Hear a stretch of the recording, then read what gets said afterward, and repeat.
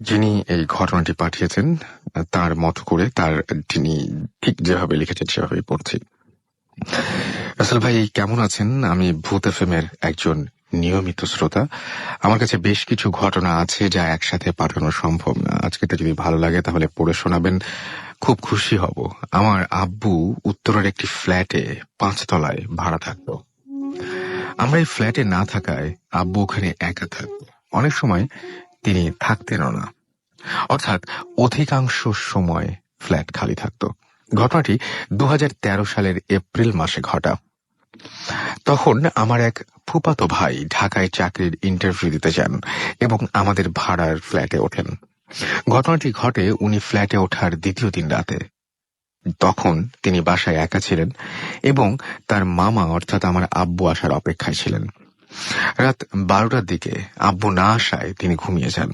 মাঝরাতে মেইন দরজায় টোকা শোনার শব্দে তার ঘুম ভাঙে। তিনি মনে করেন আব্বু এসেছে এবং তখন দরজা খুলে দেখেন যে দরজার সামনে কেউ নেই। তখন সে মনে করে পাশের ফ্ল্যাটে কেউ এসেছে। যখন তিনি দরজা বন্ধ করতে যাচ্ছিলেন তখন একটা পচা ডিমের গন্ধ, একটা পচা গন্ধের বাতাস তার নাকে আসে। সে অনুভব করে যে সেটা বাসায় ঢুকে গেছে। সে এতে কিছু মনে না করে বাসার দরজা লক করে আবার শুয়ে পড়ে। ঘটনাটির সূত্রপাত তখন থেকেই সে তার ঘরে কিছু একটা অস্তিত্ব টের পেতে শুরু করে। তার কাছে ঘটনাটি শীতের প্রকোপ কিছুটা রয়ে গিয়েছিল।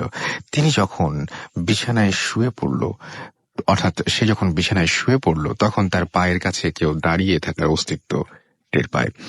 তখন সে তার পায়ের নিকটে যা দেখতে পায় তা দেখার জন্য সে নিচে মোটেও প্রস্তুত ছিল না। তার কাছে শোনা তিনি যা দেখতে পান সেটা হচ্ছে, তার ধরনটা হচ্ছে এরকম যে একটা কালো কুৎসিত চেহারার লোক, চোখগুলো দেখতে লাল রক্তের মতো এবং তার শরীর থেকে আগে পাওয়া সেই পচা ডিমের গন্ধটা আসতে লাগলো। তখন সে দেখতে পেল ওই বিভৎস লোকটা তার দিকে এক দৃষ্টিতে তাকিয়ে আছে। তখন তার মতে তার এমন লাগছিল যে তার শরীরে রক্তের শিরা উপশিরায় একটি ঢেউ খেলে যাচ্ছে। তখন সে দেখতে পায় ওই লোকটা 2 হাত দিয়ে তাকে ধরতে চাচ্ছে। তার হাতটি ছিল খুবই কালো এবং খুবই লোমশ। তার নখগুলো ছিল খুবই বড় বড়। এটা দেখে এক লাফে বিছানা থেকে উঠে যায় এবং মেইন দরজা খুলে লিফট দিয়ে নিচে চলে যেতে চাইছিল, কিন্তু সে এতই ভয় পেয়েছিল যে লিফটটি সক্রিয় করতে পারছিল না। তখন সে চিৎকার দিয়ে সেখানে অজ্ঞান হয়ে যায়। তার বাছার দারোয়ান চিৎকার শুনে ওপরে আসে এবং তাকে অজ্ঞান অবস্থায় তার রুমে নিয়ে যায়। সকালে তার জ্ঞান ফেরে এবং আব্বুকে এই ঘটনাটা খুলে বলে। এই ছিল ঘটনা। ভালো লাগবে পড়ে শোনাবেন। নাম তিতাস নাগরা, নেত্রকোড়া থেকে তিনি লিখেছেন এই ঘটনাটি। আজকে এই ঘটনাটি একমাত্র সিলেক্টেড হয়েছে এবং আপনাদের খারাপ ভালো বিচার করার দায়িত্ব তো আপনাদেরই, তবে এটা যা ছিল তার মধ্যে বেস্ট। আমরা চলে যাব আমাদের পরবর্তী ঘটনায়, তবে তার আগে বেশ কিছু SMS রয়েছে, সেই SMS গুলো আমরা পড়তে চাই। খান সাজ্জাদ আমাদের SMS করেছেন এবং আমাদের SMS করেছেন লিটন আমাদেরকে রাকিব বরিশাল থেকে SMS করেছেন। এছাড়াও আমাদের SMS করেছেন রিয়াদ, আমাদের SMS করেছেন শহীদুল আমাদের, এবং তিনি বলছেন যে নাইট গার্ডের কাজ করেন তিনি, একা একা খুব ভয় লাগছে। আপনার ভয় পাওয়ার কোনো কারণ নেই, আমরা তো আছি। তবে যে ঘটনাগুলো এর পরবর্তীতে আপনি শুনবেন সেগুলো কিন্তু আরো বেশি ভয়ের। আমাদের সাথে থাকুন এবং আপনার তো ভয় পেলে কোনোভাবেই চলবে না। আপনি আছেন বলে অনেকেই নিশ্চিন্তে ঘুমোতে পারে। এছাড়া আমাদেরকে আভাস লিখেছেন মুন্সিগঞ্জ থেকে যে আমি এখন রাস্তায় হাঁটছি। আমাদেরকে মারুফ কিরানীগঞ্জ থেকে লিখেছেন, SMS করেছেন। উত্তরা থেকে আমাদের কামাল SMS করেছেন এবং অনেকদিন পর তিনি ভূত এফএম শুনছেন। আশা করছি এখন থেকে রেগুলার আপনাকে পেয়ে যাবো। Welcome back. ওশান আমাদের SMS করেছেন আমাদেরকে। এছাড়াও সিয়াম উত্তরা থেকে এবং জিজ্ঞেস করেছেন রাসেল ভাই কেমন আছেন? আমি সবসময় ভালো থাকি এবং সবসময় ভালোর দলে। মমিন আমাদেরকে গোপীবাগ থেকে SMS করেছেন এবং তিনি বলছেন যে আমার সেকেন্ড SMS পাঠালাম, প্লিজ পড়ো। আমাদেরকে শুভ SMS করেছেন টাঙ্গাইল থেকে। ইসরাত আমাদের SMS করেছেন এবং তিনি বলছেন ঘটনাটা দারুণ ভাইয়া। শাহানুর আমাদের SMS করেছেন আনিকা, তিনি লাইট অফ করে ভূত এফএম শুনছেন এবং তার ভালো লাগছে। ভয় লাগছে। তোফাজ্জল বনানী থেকে আমাদের এসএমএস করেছেন এবং তিনি বলছেন যে বাংলাদেশ ছাড়া অন্য সিটিতে কি করে ভূত এফএম শুনবো। আমার যেটা মনে হয় যে সেটার জন্য আপনাকে অবশ্যই ইন্টারনেটের সাহায্য নিতে হবে। আমাদেরকে ইউনুস এসএমএস করেছেন আমাদেরকে সাকিব এসএমএস করেছেন আমাদেরকে সোহা ঢাকা ক্যান্টনমেন্ট থেকে। স্টোরিটা কেমন যেন লাগলো। আচ্ছা, আমাদেরকে সালমান সিলেট থেকে এসএমএস করেছেন আমাদের আবিদ আশুলিয়া থেকে। শুভ আমাদের এসএমএস করেছেন, এরাও আমাদের এসএমএস করেছেন দেখতে পাচ্ছি কবির জিঞ্জিরা থেকে। এসএমএস করেছেন আমাদেরকে ঢাকা থেকে পূজা এবং তিনি বলছেন প্রথম স্টোরিটা ট্রু। আমাদেরকে রাজ রাঙামাটি থেকে এসএমএস করেছেন মাসুক, এসএমএস করেছেন মনোজ, এসএমএস করেছেন ফারদিন। আজকের ভূত এফএম খুব জমবে তিনি আশা করছেন, আমিও সেইভাবেই আশা করছি। আমাদেরকে এসএমএস করেছেন তামিম, এসএমএস করেছেন হৃদয় এবং আমাদেরকে এসএমএস করেছেন দেখতে পাচ্ছি সজীব, মামুন সহ আরো অনেকে। আপনি যদি পাঠাতে চান আপনার এসএমএস তাহলে মোবাইলের মেসেজ অপশনে গিয়ে টাইপ করুন ফুর্তি, FOORTI ফুর্তি, স্পেস দিয়ে লিখুন আপনার নাম, স্পেস দিয়ে আপনার মেসেজ পাঠিয়ে দিন 9840 নম্বরে। আমরা চলে যাব এখন আমাদের প্রথম অতিথির কাছে। আমি শুরুতেই জানিয়ে দিই যে তিনি একজন মেডিকেল স্টুডেন্ট এবং আমরা তার পরিচয় প্রথমে জেনে নেব এবং তারপরে তিনি সরাসরি চলে যাবেন ঘটনায়। আপনার নামটা প্লিজ একটু সবাইকে জানিয়ে দিন। সবাইকে প্রথমত আমার সালাম জ্ঞাপন করছি, আসসালামু আলাইকুম, এবং যারা অন্য ধর্মাবলম্বী আছেন তাদেরকে শুভেচ্ছা বিনিময় করছি। আমি মোহাম্মদ আবু সুফিয়ান আদিত্য। জি, আপনাকে একটু জোরে বলতে হবে। হ্যাঁ, আমি মোহাম্মদ আবু সুফিয়ান আদিত্য, আমি একজন মেডিকেল স্টুডেন্ট। আপনি এসেছেন কোত্থেকে? আমি এসেছি মোহাম্মদপুর থেকে। ওকে, আমরা চলে যাই ঘটনায়। আমি যে গল্পটা বলতে চাচ্ছি সেটা আমার সাথে ঘটে যাওয়া একটি ঘটনা। সেটা ঘটেছে আমি যখন ক্লাস 7-এ পড়তাম, ঠিক সে সময়। আমি যখন ক্লাস 7-এ পড়তাম তখন 7 শেষ করে 8-এ যাব এই মুহূর্তে। তখন ছিল বর্ষাকাল। আমাদের একটা পুকুর ছিল, আমার বাবা ব্যবসা করতেন, পুকুরের ব্যবসা করতেন। পুকুরে ছোট ছোট চারা মাছ থেকে রেণু থেকে চারা উৎপাদন করতেন। তো সেই সূত্রে আমাদের একটা পুকুর ছিল। পুকুরটা মেইন রাস্তার পাশে এবং পুকুরের পাশে একটা প্রচন্ড জাতীয় ঈদগাহ বলে আমাদের এলাকার স্থানীয় বড় ঈদগাহ মাঠ, এবং তার পাশে একটা বড় কবরস্থান ছিল, যে কবরস্থানটা ছিল আমাদের স্থানীয়ভাবে সবচেয়ে বড় কবরস্থানটা ঘেঁষেই আমাদের এই বড় পুকুরটা। তো বর্ষাকালের সময় তো অনেক প্রচন্ড মুষলধারে বৃষ্টি হয়। তো বর্ষা হলে পুকুর তো থই থই হয়ে যায়। তখন পুকুরের পানিটা বের হয়ে যাওয়ার জন্য গর্ত থাকে, সেই গর্তটা খুলে দিতে হয়, অথবা সেই গর্তে অনেক রকমের ময়লা জমে, সেই ময়লাটা পরিষ্কার করতে হয়। তো সেদিন রাত প্রায় 12টা বেজে যায়। বাবা বাসা আসতে দেরি করে, অন্যান্য পুকুর দেখে আসতে দেরি করে। তো সেই পুকুরটা সেদিন দেখা হয়নি। তো আব্বু আমাকে যাওয়ার জন্য বলে, বাবা চলো আমরা পুকুরটা দেখতে যাব, পুকুরটা ঠিক করে দিয়ে আসি। তো বাবার সাথে যাওয়ার জন্য রেডি হয়ে যাই। তো বাসায় ছাতাই ছিল একটা, আর বাসায় আর ছাতা ছিল না। তখন বাধ্য হয়ে প্লাস্টিকের যে বস্তা থাকে সেই বস্তাটাকে একটা পদ্ধতি ইউজ করে সেটা মাথায় দিয়ে যাই আর কি। হাতে টর্চ লাইট ছিল, আর আমাদের একটা বড় তলোয়ার আছে আর কি, অনেক পুরনো আমলের। এটাকে বাবারা সলেমানি তলোয়ার বলে, সঠিক কতটুকু জানি না। সেটা নিয়ে বাবা আমি বের হয়ে যাই। বের হয়ে আমরা যে পাশে আমাদের এই পানি বের হয়ে যাওয়ার রাস্তাটা, ঠিক সেখানে যাই। সেখানে বাবা নিচে নামে, পানি নিচে নেমে সেই জায়গাটাকে পরিষ্কার করে পানি যাওয়ার একটা সুন্দর রাস্তা করে দেয়, যাতে করে অতিরিক্ত পানি হলে পুকুরটা যাতে উছলায় না যায়, মাছগুলো যেন চলে না যায় এজন্য। তো সেটা দেওয়া শেষ করে বাবা বলে, বাবা এই দিক দিয়ে আমরা দেখে যাই, কারণ এই পাশের ওই পাশে আরেকটা গর্ত আছে, ওই গর্তটাকে চেক আপ করে যেতে হবে। তো এটা চেক আপ করে যেতে হলে আমাদেরকে ঠিক ঈদগাহ মাঠ ঘেঁষে এবং কবরস্থান ঘেঁষে যেতে হবে, এছাড়া অন্য কোনো উপায় নেই। তো বাধ্য হয়ে বাবা আর আমি একসাথে যাতায়াত শুরু করি। আমি বাবার পিছনে, বাবা আমার সামনে। বাবার হাতে টর্চ, আমার হাতে একটা ছোট টর্চ ছিল। তো বাবা টর্চ নিয়ে যাচ্ছে, যেতে যেতে ঠিক যেখানে ঈদগাহ মাঠের এন্ডিং পয়েন্ট এবং যেখানে কবরস্থানের শুরু, ঠিক ওখানে বাবা একটা জিনিস দেখতে পান, সেটা হচ্ছে কই মাছ। অনেকগুলো কই মাছ একজন আরেকজনকে চেইন আকৃতির, এ লেজ কামড় ধরে এই প্রান্ত থেকে উঠে অপর প্রান্তে চলে যাচ্ছে। তো বাবা তো কই মাছ দেখে মহা খুশি, মাছ ধরতে হবে। মাছ কোথায় রাখবো, মাছ রাখার জায়গা নেই। তো আমার কাছে যেই প্লাস্টিকের বস্তা ছিল, বাবা বললো, বাবা এটা খোলো, এটাতে রাখতে হবে, তুমি ভেজো, কিছু হবে না। তো বাবাকে বস্তা দিয়ে দেই। তো ঈদগাহ মাঠের শেষ প্রান্তে প্রকাণ্ড দুইটা বট গাছ আছে, এই প্রান্তে একটা ও প্রান্তে একটা। তো আমরা বট গাছের কাছে যাই, বট গাছের কাছে যেয়ে মাছটা ধরতে শুরু করি। একসময় আমাদের মাছ পরিপূর্ণ হয়ে যায়, তো আর ধরার মানে কোথাও রাখার ক্যাপাসিটি নেই। এরপরে বাধ্য হয়ে বাবা আর আমাকে ওখান থেকে চলে যেতে হয়। চলে যেতে হয় মানে আমরা বের হয়ে চলে যাব, আমরা সামনের গর্তটা কিন্তু এখনো দেখিনি, সেটা দেখে আমরা চলে যাব। তো যখনই সামনে যাই, ঠিক কিছু দূর গিয়েছি, অর্থাৎ আমরা কবরস্থানে দুইটা বা একটা কবর আমরা পার হয়েছি, ঠিক এমতো অবস্থায় আমার আব্বা একটা জিনিস নোট করলো যে আমার বাবার সামনে একটা প্রকাণ্ড মানুষ, সে মানুষটা সাদা কাপড় পরা, মাথা নেই, এবং তার হাত পা গুলো দেখতে একদম প্রচন্ড কুৎসিত। আমি কিন্তু প্রথমে দেখতে পাইনি। তো বাবা আমাকে হাত দিয়ে ভাবে ঝাটকা মারলো, দেখার জন্য বললো। আমি দেখি, আমি তো কাঁদতে ধরি, প্রায় কান্নাকাটি করার অবস্থা। তো আমার বাবা আমাকে বলে, বাবা তুমি ভয় পেও না। আমি বাবার এক হাত ধরে আছি, আর বাবা বস্তা ধরে আছে, আমার হাতে টর্চ ছিল। বাবা তার ছাতারা গলায় এভাবে ঘাড়ে পেঁচিয়ে নিয়েছে। তো আমরা ওটাকে দেখে, আমার বাবা দেখেও না দেখার ভান করে রাস্তা পার হতে চায়। যেই না মাত্র পার হতে যায়, তৎক্ষণাৎ এটা প্রকাণ্ড ঢেল, যেটাকে একটা ইট টাইপের বলা যাবে, মাটির একটা স্তূপ আমার বাবার সামনে এসে পড়ে, এবং সেখান থেকে অনেক পানি ছিল, সে পানি থেকে কাদা ছিটকে আমাদের গায়ে পড়ে এবং আমরা প্রায় ভিজে যাই। আবার আমার বাবা সামনে এগানোর জন্য যখনই চেষ্টা করে, ঠিক আবার অনুরূপ ভাবে ঠিক ওই একই কাজটা হয়।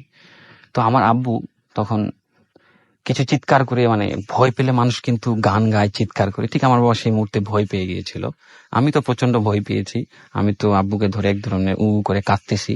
তো আমার আব্বা যে ভয় পেলে মানুষ যেমন চিৎকার করে, চিৎকার করে বলে কে কে এভাবে চিৎকার করে উঠেছে।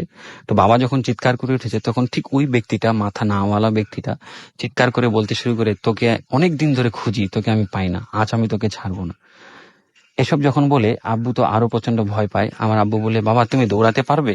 আমি বলি, হ্যাঁ বাবা পারবো। হ্যাঁ বাবা পারবো বলে কোন একভাবে আমরা দ্রুত দৌড়ানোর চেষ্টা করি।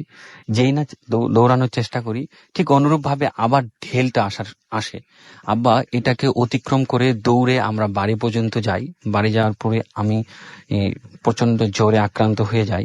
বাড়ি যাওয়ার পরে আমার বাবা যে কাজটা করে, আমার চাচা বা আর মানুষগুলোকে নিয়ে আমরা যখন দৌড়ে যাই, তখন কিন্তু আমরা মাছের বস্তাটা ফেলে গিয়েছিলাম, মাছের বস্তার মুখটা বাঁধা ছিল। তো আমার আব্বা ঠিক মাছটা নিয়ে আসার জন্য আবার নিয়ে আসে, এবং বস্তাটা আমাদের বাসায় নিয়েও যাওয়া হয়। বাসায় নিয়ে যাওয়ার পর যখন মাছের বস্তাটাকে খোলা হয়, তখন এর মধ্যে কোনো প্রকার মাছ পাওয়া যায়নি, সব ছিল ব্যাঙ। এই ছিল আমার ঘটনা, এবং আমি এই ঘটনার পর প্রায় 7 দিন খুবই অসুস্থ ছিলাম, এবং ভীষণ অসুস্থ ছিলাম। তখন অনেক হুজুর দিয়ে পানি পড়া বা তেল পড়া এসব কিছু দিয়ে আমাকে সুস্থ করা হয়। আপনি যা বললেন, আপনার সামনে যে মানুষটা দেখেছিলেন, যেটাকে আপনি বলছেন যে অনেক লম্বা এবং তার মানে কাঁধের উপরে কোনো মাথা ছিল না, এটা তো আপনার একদম নিজের চোখে দেখা। এবং নিজের চোখে। এবং আমি এখানে একটা জিনিস ছেড়ে গিয়েছি, যে ওই লোকটা যখন আমাদের দ্বিতীয় ঢেলটা মারে, তখন লোকটা কিন্তু একটা পা, আমি যে বট গাছের কথাটা বললাম, ঠিক সেই বট গাছে পা দিয়েছিল। দ্বিতীয় ঢেলটা মারার পর সেই বট গাছে একটা পা ছিল, এবং দ্বিতীয় পাটা আমরা যখন বাড়িটা পার হব, বাড়িটা পার হওয়ার ওখানে একটা আম গাছ আছে, নাম হচ্ছে জরালি আমতলা। ওই আম গাছটাতে ওটা প্রচন্ড অনেক বড় পুরনো আম গাছ। ওই আম গাছে যেমন বিদ্যুৎ চমকালে, যেটাকে বাংলা ভাষায় চড়ক বলে, চড়ক পড়েছিল। তো ওই গাছটা মানে ক্ষত বিক্ষত ছিল, কিন্তু বড় ছিল গাছটা। একটা পা ওখানে ছিল, আর একটা পা ওই আম গাছে ছিল। সেখান থেকে সেই লোকটা আব্বুকে চিৎকার করে বলে যে, তোকে আমি অনেক দিন ধরে খুঁজছি, তোকে আমি পাই না, আজ আমি তোকে আমি ছাড়বো না। যেটা বলছিলাম আর কি, যে এই ধরনের ঘটনাগুলো আমরা হয়তো বহুবার শুনেছি। এই ধরনের ঘটনা আমরা অনেকের কাছে জেনেছি, কিন্তু সরাসরি কেউ দেখেছেন এমনটা খুব কমই শুনেছি। আমার ঠিক মনে পড়ছে না, বাট এরকম শুনেছি যে অমুকে দেখেছেন বা মানে কারো কাছ থেকে শুনেছেন সেটা। বাট আপনি এটা আমি নিজের চোখে দেখা, এবং আমি স্পষ্ট দেখেছি। রাইট, আপনার তো এই রিলেটেড আরো অনেক ঘটনা আছে, সেই ঘটনাগুলো আমরা একে একে শুনবো। আমরা চলে যাবো আমাদের দ্বিতীয় অতিথির কাছে। আপনাকে অনেক ধন্যবাদ, আপনার কাছে একটু পরে আবার ফিরে আসছি। দ্বিতীয় অতিথি মানে হচ্ছে ইস্তি, যিনি গত সপ্তাহে আমাদের এখানে এসেছিলেন, এবং তার সবগুলো ঘটনা তিনি এখানে বলে কমপ্লিট করতে পারেননি সেদিন। সো আজকে তিনি বাকি ঘটনার কিছু ঘটনা আপনাদের শোনাবেন। তবে তার আগে বেশ কিছু SMS রয়েছে, SMS-টা আমি একটু পরেই পড়ি, ওনার ঘটনায় চলে যাই প্লিজ। আসসালামু আলাইকুম। ওয়ালাইকুম সালাম। আম, প্রথমত আজকে 14 তারিখ, জি বুদ্ধিজীবীদের জন্য তাদের আত্মার মাগফিরাত কামনা করছি। জি, আমরা সবাই সেটা করছি, তাদের আত্মার শান্তি পাক। আমি আমার আমার ঘটনায় চলে যাচ্ছি। জি তো সেটা হলো যে ফার্স্ট অফ অল আমি একটা হোস্টেলে পড়াশোনা করতাম। ক্লাস 7 থেকে 7-এ যখন পড়ি তখন আমি হোস্টেলে চলে যাই। তো আমাদের কম্পাউন্ডটা ছিল অনেক বড়, ভেরি বিগ। তো ওখানে আমরা পড়াশোনা করতাম, খেলাধুলা করতাম, আমাদের সব ধরনের স্কোপই ছিল। তো আমি যে বিল্ডিং এ থাকতাম, আমার মা আমাকে দিয়ে আসলো, আমার বাবা মা আমাকে দিয়ে আসলো এখানে। দিয়ে আসার পরে তো আমাদেরকে যে বিল্ডিং এ দেওয়া হলো, ওটা 3টা ব্লকে বিভক্ত, A B C। তো সি ব্লকে আমার জায়গাটা হয় আসলে 4 তলায়। তো মনে করেন যে প্রথমত পড়াশোনা নিয়ে অনেক ব্যস্ত, বিকালে খেলার সময় পাই, খেলি। তো আপনার মনে করেন যে অনেক দিন, মানে বেশ কিছুদিন কেটে গেছে। কেটে যাওয়ার পরে তো রাত্রেবেলা আমরা প্রায় দেখা যাচ্ছে মার্বেলের আওয়াজ পেতাম। তখন আমি ক্লাস 7-এ পড়ি। তো ওইখানে 7 থেকেই নেওয়া হয়। তো 7-এ পড়ি আমি। আমার রুমমেট যারা ছিল, আমি শুধু ঢাকার ছিলাম। আমার গ্রামের বাড়ি ফরিদপুর, বাট আমি ঢাকার ছিলাম, ঢাকায় পড়াশোনা করেছি। আর ওরা সবাই মফস্বলে ছিল। তো মফস্বল থেকে এসে তো মোটামুটি ওরা তো আসলে গ্রামের ছেলেরা অনেক সাহসী হয়, আমাদের ঢাকার ছেলেদের থেকে গ্রামের ছেলেরা অনেক সাহসী হয়। তা ওই মার্বেলের আওয়াজ পেতাম আমরা ছাদে। আমরা মনে করতাম যে হয়তো আমাদের নিচের রুমে, নিচে আমরা তো টপ ফ্লোরে থাকতাম না, নিচে জুনিয়ররা থাকতো। তো জুনিয়ররা কেউ দুষ্টামি করতেছে কিংবা মার্বেল খেলছে। প্রথম এটাকে পাত্তা দেইনি আমরা। পাত্তা না দেওয়াতে বাট একটা পর্যায়ে চলে গেল, এটা এক্সট্রিম পর্যায়ে চলে গেল এক সময়, যে তখন আর মানে সারাদিন ক্লান্ত থাকার পরে আর ভালো লাগতো না। তো আমরা নিচে দৌড়িয়ে যেতাম, মানে নিচে নামতাম। নিচে নেমে দেখতাম যে সবাই ঘুমাচ্ছে। তখন রাত্র 10টা 11টা, মানে সবাই একদম পুরো 3টা ব্লকের লাইটই বন্ধ হয়ে গিয়েছে। তো আমরা ওই দেখা যাচ্ছে যে লাইট জ্বালিয়েছি। আর আমাদের বাথরুমটা ছিল, আমাদের যে ব্লক ছিল বাথরুমটা মানে কমন বাথরুম, তো মানে অনেকগুলি বাথরুম, হোস্টেলের বাথরুম গুলো যেরকম হয় তো ওরকম। তো আমার এক ফ্রেন্ড ছিল, আমার খুব ক্লোজ ফ্রেন্ড ছিল জুয়েল। ও দেশের বাড়ি আপনার রাজশাহীতে। আমার রুমমেট ছিল সাথে, মানে আমরা 4 জন থাকতাম এক রুমে। তা আমি ছোটবেলা থেকেই নামাজ পড়ার চেষ্টা করতাম। এখনো পড়ার চেষ্টা করি, আল্লাহ যতদিন তৌফিক দেবে ইনশাল্লাহ পড়বো। তো আমি আমাদের এক রুমে ছোট একটা রুমের মধ্যে 4টা খাট ছিল, মাঝখানে আমার নামাজ বিছানো ছিল। তো আমি নামাজ পড়তাম, আমি তখন থেকে নামাজ পড়তাম। রাত্রেবেলা দেখা যাচ্ছে যে এটার উপদ্রব দিনে দিনে বাড়ছে, এই মার্বেলের আওয়াজ, তারপরে ছাদের উপরে লাফালাফির আওয়াজ দিনে দিনে বাড়ছে। তো একটা পর্যায়ে যে আমি আর জুয়েল একটু মোটামুটি সাহসী প্রকৃতির ছিলাম, 7-এর চেয়ে, মানে ওই ছোট বয়সে এতটা সাহস আসলে কাম্য না কারোই। আমরা দেখা গেছে যে একটা সময় রাত্রে ছাদে লাফালাফির আওয়াজ পেয়ে, মানে তখন আর সহ্য হতো না। মনে করতাম যে এটা কি, এটা নিশ্চয়ই কোনো জুনিয়ররা দুষ্টামি করছে। তা আমরা দৌড়িয়ে আমি আর মানে জুয়েল চলে গেছি ছাদে, দেখি যে কেউ নাই। তো এরকম অনেক দিন হচ্ছে, প্রায় হয় এটা প্রায় হয়। তো একটা পর্যায়ে যে মার্বেলের আওয়াজ বেড়েই গেল, একদম মার্বেল ফেললে যে আওয়াজটা হয়, ছোটবেলায় আমরা সবাই মার্বেল খেলেছি, মার্বেল ফেললে যেমন টিক টিক টিক, তারপরে আস্তে গড়িয়ে যে শব্দটা হয়। তো আমরা একটু ভয় পাচ্ছি তখন আমাদের ভিতরে একটু ভয় ঢুকে গিয়েছে বেসিক্যালি, যে ব্যাপার কি আসলে, এটা কি আমার কাছে এটা প্যারানর্মাল মনে হচ্ছিল, যে এটা নর্মাল কিছু না। তো কিছু আমরা এটা নিয়ে আমি আর জুয়েলই বেশি ঘাটাঘাটি করতাম। তো জুয়েল ঘাটাঘাটি করতো, আমিও ঘাটাঘাটি করতাম। তো আর একদিন রাতের কথা বলছি আমি, এটা একদিন রাতে, রাইট, সেদিন ছিল আমাদের প্রেপ টাইম ছিল না, এটা আমাদের one kind of cadet college. আমি যেখানে পড়তাম it is one kind of cadet college. তো আপনার মনে করেন যে রাত্রেবেলা বৃহস্পতিবার দিন। ওই দিন আমাদের প্রেপ টাইম ছিল না, পড়ার সময়টা মানে আসলে প্রতি সপ্তাহে পড়ার সময় থাকে, কিন্তু পড়তে বসতে হয়, মানে পড়ার সময় বলতে পড়তে বসতে হয়। তো কলেজ ড্রেস পরে পড়তে বসতে হতো তখন। পরে নতুন নিয়ম করেছিল যে কলেজ ড্রেস পরে পড়তে বসতে হবে, কিন্তু তখন আমাদের নর্মাল আমরা যা পড়া থাকতাম ওইটা পরেই পড়তে বসতাম। তো বৃহস্পতিবার দিন আমাদের মানে সবাই পড়াশোনার টাইম থাকতো না, আমরা সবাই দেখা গেছে কেউ টিভি রুমে চলে গেছে, কিংবা কেউ হয়তো কমন রুমে যে আপনার টেবিল টেনিস খেলছে, পেপার পড়ছে, মানে সবাই একটু মজাই করতো ওই দিন। তো আমি একটু টায়ার্ড ছিলাম, বিকালবেলা একটু গেমস ছিল, আমি একটু টায়ার্ড ছিলাম। তো টায়ার্ড থাকার পরে আমি হাত মুখ ধুয়ে আমি মাগরিবের নামাজ মেবি পড়ি নাই, আমি না পড়ে ঘুমিয়ে গিয়েছিলাম। ঘুমিয়ে যাওয়ার পরে আপনার তখন আমি খুব ডিপ স্লিপে চলে গিয়েছিলাম। তো তখন বাজে আমি জানি না তখন কয়টা বাজে আসলে, আমার সঠিক খেয়াল পড়ছে না।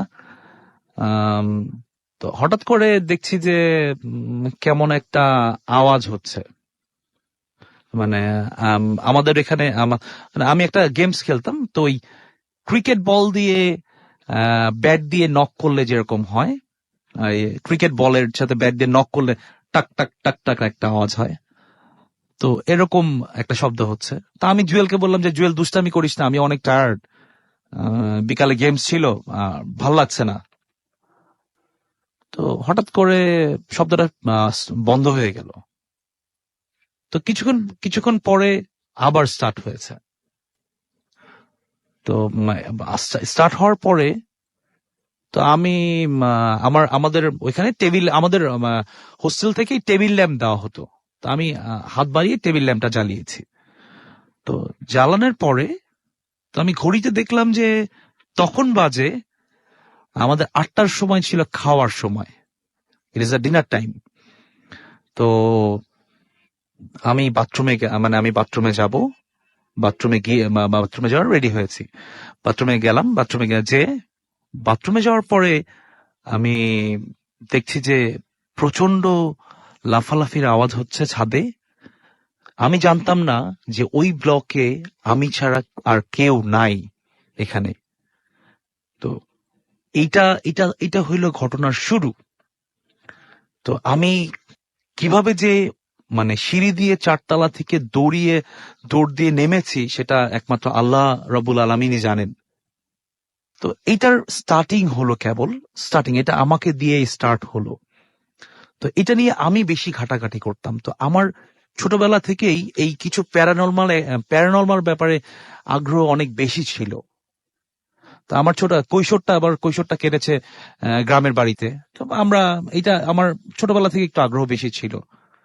তো এটা দেখা যাচ্ছে আমাদের জিনিসটা ছিল এরকম যে আপনার মাসের শেষের শুক্রবার দিন আমাদের প্যারেন্টস ডে হতো, মানে বাবা মারা সবাই দেখা করতে আসতো। তো তার আগের দিনও বৃহস্পতিবার, সেম ঘটনা বলছি আমি, বৃহস্পতিবার। তো রাত্রেবেলা ওই সেম টাইপের ঘটনা ঘটছে। তো আমরা খুব ভয় পেয়েছি ওই দিন, আমরা আসলেই খুব ভয় পেয়েছি। আমরা 4 জন, মানে আমরা ওই 2টা খাট একসাথে করে, মানে এত ভয় পাচ্ছিলাম যে 2টা খাট একসাথে করে আমরা এত নয়েজ হচ্ছিল ছাদে, এবং মানে অসম্ভব ধরনের বাজে নয়েজ হচ্ছিল, মানে কেমন আমি আসলে মানে কেমন আমার বলতে গেলে এখনো গায়ের লোম শিউরে ওঠে। তো আমরা ভয় পাচ্ছিলাম প্রচন্ড। তো একটা পর্যায়ে যে অনেক রাত হয়ে গিয়েছে, তখন বাজে 2টা কি 3টা। তো আমাকে জুয়েল বলল যে তুই ঘুমিয়ে পড়, কালকে তো সকালে প্যারেন্টস ডে, সবাই আসবে, তো সবার সাথে তো দেখা করতে হবে, তাড়াতাড়ি তো উঠতে পারবো না নাহলে। তো আমি রীতিমতো আমি শুয়ে পড়েছি। শুয়ে পড়ার পরে আমি ঘুমের মধ্যে দেখছি যে কেউ একজন বিভৎস চেহারার একজন, মানে বিভৎস একদম। আমি আসলে চেহারাটা মানে আমি ওরকম ভাবে আমার মনে নাই আসলে, এটা অনেক আগের কথা বলছি আমি। মানে বিভৎস এতটুকুই মনে আছে যে আমার গা দিয়ে, মানে ওই আপনারা সবাই খুর চিনেন, রাইট? তো ওই ব্লেডের খুর কিংবা নর্মাল খুর, ওই খুর দিয়ে কিংবা ব্লেড দিয়ে কাটছে। আমি ঘুমের মধ্যে দেখছি যে আমাকে ব্লেড দিয়ে কাটছে এবং আমি ব্যথা পাচ্ছি, আমি চিৎকার করছি প্রচন্ড ভাবে, আমার গলা দিয়ে স্বর বেরোচ্ছিল না কোন রকম, আমি খুব জোরে চিৎকার করছি কিন্তু কেউ শুনছিল না আমার ডাক। তো ওই রাতে আপনার ওই রাত শেষ হয়ে গেল, সকাল হলো।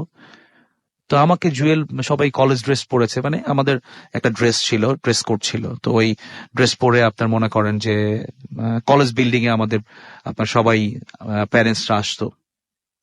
তো প্যারেন্টসরা আসার পরে আমরা মনে করেন আমার প্রচন্ড জ্বর। জুয়েল আমাকে বললো যে যাবি না তুই, আঙ্কেল আন্টি মনে চলে আসছে এতক্ষণে। তা আমি বললাম যে জুয়েল, আমার প্রচন্ড জ্বর আসছে গায়ে, আমার হাত পা প্রচন্ড ব্যথা। তো ও আসলে গায়ে হাত দিয়ে দেখলো আসলেই আমার জ্বর। তো জ্বর হওয়ার পর আমি আর রুম থেকে বের হতে পারিনি, খুব কষ্ট লাগছিল, শরীর প্রচন্ড জ্বর, আমার প্রায় 102 থেকে 3 জ্বর। তো আমি দেখলাম আমাকে ওই নিচ থেকে, আমাদের যদি কোনো গার্জিয়ান আসতো তখন নিচ থেকে ডাকা হতো। হঠাৎ করে কাশেম ভাইয়ের কথা মনে পড়ে গেল, কাশেম ভাইকে অনেক মিস করি। কাশেম ভাই আমাদেরকে ডাকতো, রোল নাম্বার ধরে ডাকতো আমাদেরকে। তো আপনার গার্জিয়ান আসছে, আপনি কলেজ বিল্ডিং এ যান। তা আমি তো আসলে জ্বর, তো পরে ওই আমার ওই ফ্রেন্ডকে, জুয়েলকে আবার আব্বা আম্মা চিনতো। তো জুয়েলকে বলেছে যে কি ব্যাপার, ও আসতেছে না কেন এখনো? তো জুয়েল বলল যে আন্টি, ওর তো শরীরটা খারাপ, জ্বর। তো জুয়েল আসলো, রুমে আসলো, আমাকে ড্রেস পরিয়ে মা আমাকে নিয়ে গেল। তবে সবচেয়ে বড় ব্যাপারটা যেটা, সেটা হলো যে মা আসলে পৃথিবীতে মনে হয় মার থেকে আপন কেউ নাই। আমার মার একটা যে জিনিসটা আছে, সিক্স সেন্স কাজ করে আমার মার। আমার যে কোনো জিনিস, যে কোনো বিপদ হওয়ার আগে আমার মা কিভাবে যেন টের পেয়ে যায় আমি জানি না। আজ পর্যন্ত আমার মা আমাকে যেই জিনিসগুলো বারণ করেছে এবং করেছি আমি, এটাতে আমি বিপদে পড়েছি। তো আম্মা আমার জন্য বলল যে ওষুধ কিনে, ওষুধ দিল, ওষুধ খাওয়ার পরে জ্বরটা একটু কমলো আমার। তো অনেকদিন 1 মাস পরে দেখা হয় ছেলের সাথে, তো অনেক কিছু রান্না করে নিয়ে আসছে। তো আম্মা আমার জন্য 5টা তাবিজ নিয়ে গিয়েছিল। আমি জানি না আম্মা কি করে বুঝতে পারছে আমার এই প্রবলেমটা। আসলে মার মন, একটা কথাই শেষ করে দিচ্ছি আমি। তা আম্মা আমাকে বলল, তুমি কি রাত্রে ভয় পাও? যে আম্মা তুমি কি করে বুঝলা? যে আমার মন বলছিল যে তুমি রাত্রে ভয় পাও, তো তুমি নামাজ পড়ো, আর তোমাকে এই জিনিসটা আমি এক হুজুরের কাছ থেকে নিয়ে আসছি। তুমি যে বিল্ডিং এ থাকো, যেই ব্লকে থাকো, ওই ব্লকের 4 কোনায় 4টা তাবিজ গেড়ে দিবা এবং তোমার গলায় একটা পরবা। একটা রূপার চেন নিয়ে গিয়েছিল, আমি চেন পড়তে পছন্দ করি না, কিন্তু আম্মার কথাতে পড়তে হয়েছে আমার। তো আল্লাহর রহমতে আমি যতদিন পর্যন্ত ওই ব্লকে ছিলাম ততদিন পর্যন্ত কোনো রকমের প্রবলেম আমি আর ফেস করি নাই।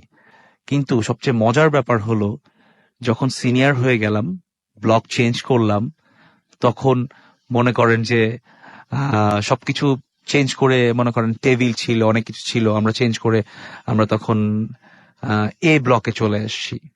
এই ব্লকে চলে আসার পরে হঠাৎ করে আমার খেয়াল হলো আমি খালি গায়ে হয়েছি, গেঞ্জি খুলেছি শাওয়ার নেওয়ার জন্য। তো এই হোস্টেলের তো সবই একরকম, সবসময় আমাদের যে বিল্ডিং গুলা ছিল, বিল্ডিং এর 2 পাশে কমন বাথগুলা ছিল।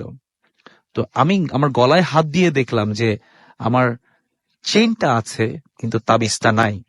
এটি আমার কাছে সবচেয়ে বড় অবাক বিষয় লেগেছে যে এটা কি আদৌ সম্ভব।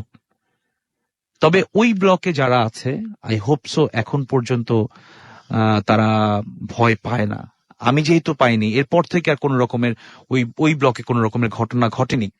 তবে আপনার ওইখানের পরে আমি একসময় জানতে পারছি যে ওইটা শ্মশান ঘাটের উপরে ছিল। আমি সরি টু সে, বাট ওইটা একটা শ্মশান ঘাটের উপরে ছিল। দ্যাটস ওয়াই এই প্রবলেম গুলা হতো। থ্যাংক ইউ রাসেল ওকে, ভাই। আপনাকে অনেক ধন্যবাদ। আমরা ঝটপট কিছু SMS পড়ে ফেলি। আমাদেরকে আরিশা SMS করেছেন এবং SMS করেছেন আমাদেরকে সোনালী খুলনা থেকে, অনেকদিন পর ভূত FM শুনছেন তিনি আমাদেরকে। এছাড়াও SMS করেছেন অর্ক রাজশাহী ইউনিভার্সিটি থেকে, আমাদের SMS করেছেন সুস্মিতা বণিক, লাইট অফ করে তিনি ভূত FM শুনছেন। রিয়াজুল আমাদের, রেজানুল আমাদের SMS করেছেন, তারা ঘটনাটি শুনছেন এবং আমাদেরকে SMS করেছেন। দেখতে পাচ্ছি রিমু টঙ্গী থেকে, এবং স্টোরিগুলো তার কাছে ভালো লাগছে আজকে। স্নিগ্ধা আমাদের বাড্ডা থেকে SMS করেছেন আমাদেরকে। এছাড়াও দেখতে পাচ্ছি জয়া রহমান, এবং তিনি SMS করেছেন গ্যান্ডারিয়া থেকে আমাদেরকে। আনোয়ার এবং আফরিন, হাজব্যান্ড ওয়াইফ, তারা শুনছেন আমাদেরকে। ডিজে অনিক SMS করেছেন মিডল বাড্ডা থেকে। মিল্টন নরসিংদী দাসপাড়া থেকে SMS করেছেন, আমাকে জিজ্ঞেস করেছেন যে কেমন আছি। আমি সবসময় ভালো থাকি, সবসময় ভালোর দলে। এবং তিনি প্রায় অদ্ভুত একটা স্বপ্ন দেখেন। হ্যাঁ, স্বপ্ন নিয়ে আমরা একটা এপিসোড করতে চেয়েছিলাম, কিন্তু আমার কাছে কিছু ইমেল অলরেডি আমার কাছে আছেও, কিন্তু এখনো পর্যন্ত সেগুলো পর্যাপ্ত না বলে আমরা এখনো স্বপ্ন এপিসোডটা করতে পারছি না। স্বপ্ন, ভয়ঙ্কর যে সমস্ত স্বপ্ন আপনি দেখেন, সেই সমস্ত স্বপ্ন নিয়ে যদি কোনো কিছু আমাদের সাথে শেয়ার করতে চান, তাহলে অবশ্যই শেয়ার করতে পারেন। সেক্ষেত্রে আপনি যেটা করতে হবে, আমাদের ইমেল অ্যাড্রেসটি মনে রাখতে হবে bhutfm@radio.fm, which is bhwtfm@radio.fm। এখানে নাম, ঠিকানা এবং ফোন নাম্বার সহ স্বপ্ন নিয়ে আপনার যত কথা সেগুলো আমাদের জানিয়ে দিন। আমির শাহিন ভুঁইয়া আমাদের SMS করেছেন আমাদেরকে। আরতিশ SMS করেছেন আমাদেরকে। হৃদয় সহ আরো অনেকে। আমাদের এক্ষুনি একটা ব্রেকে যেতে হবে, আমাদের সাথেই থাকুন, কোথাও যাবেন না। Stay tuned radio Foorti, and don't stop the ফুর্তি।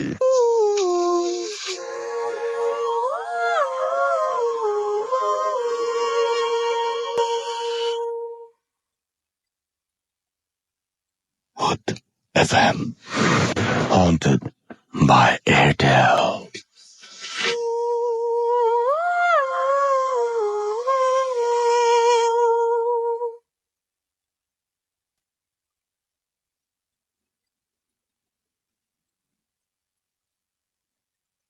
হ্যালো রাসেল ভাইয়া, আমি সনেট নওগাঁ থেকে বলছি। প্রথমে বলি যে আসলে এই ঘটনাগুলো প্রমাণ করা সম্ভব হয় না, তারপর আমার কাছে যথেষ্ট প্রমাণ আছে ঘটনাটা সত্য প্রমাণ করার মতো। এই ঘটনাটা এখানকার সব মানুষ জানে, আমার ফ্যামিলি মেম্বার্স, আমার ফ্রেন্ডস, আমার টিচার্স, আমার ডক্টরস, এখানকার পুলিশ, এবং সবচেয়ে বড় কথা যে ঘটনাটা দৈনিক করতোয়ায় ছাপা হয়েছিল, এবং কৃষ্ণের পরিবার ঘটনাটা জানার পরেও আমার উপর কোনো কেস করেনি। আমাদের দুই পরিবারের মধ্যে মিটমাট হয়ে গেছিল, এবং আমি কাল কৃষ্ণের দিদির সঙ্গে কথা বলেছি, তিনি আমাকে ঘটনাটা শেয়ার করার অনুমতি দিয়েছেন। যাই হোক, আমি সরাসরি ঘটনায় চলে যাচ্ছি। ঘটনাটা ঘটেছিল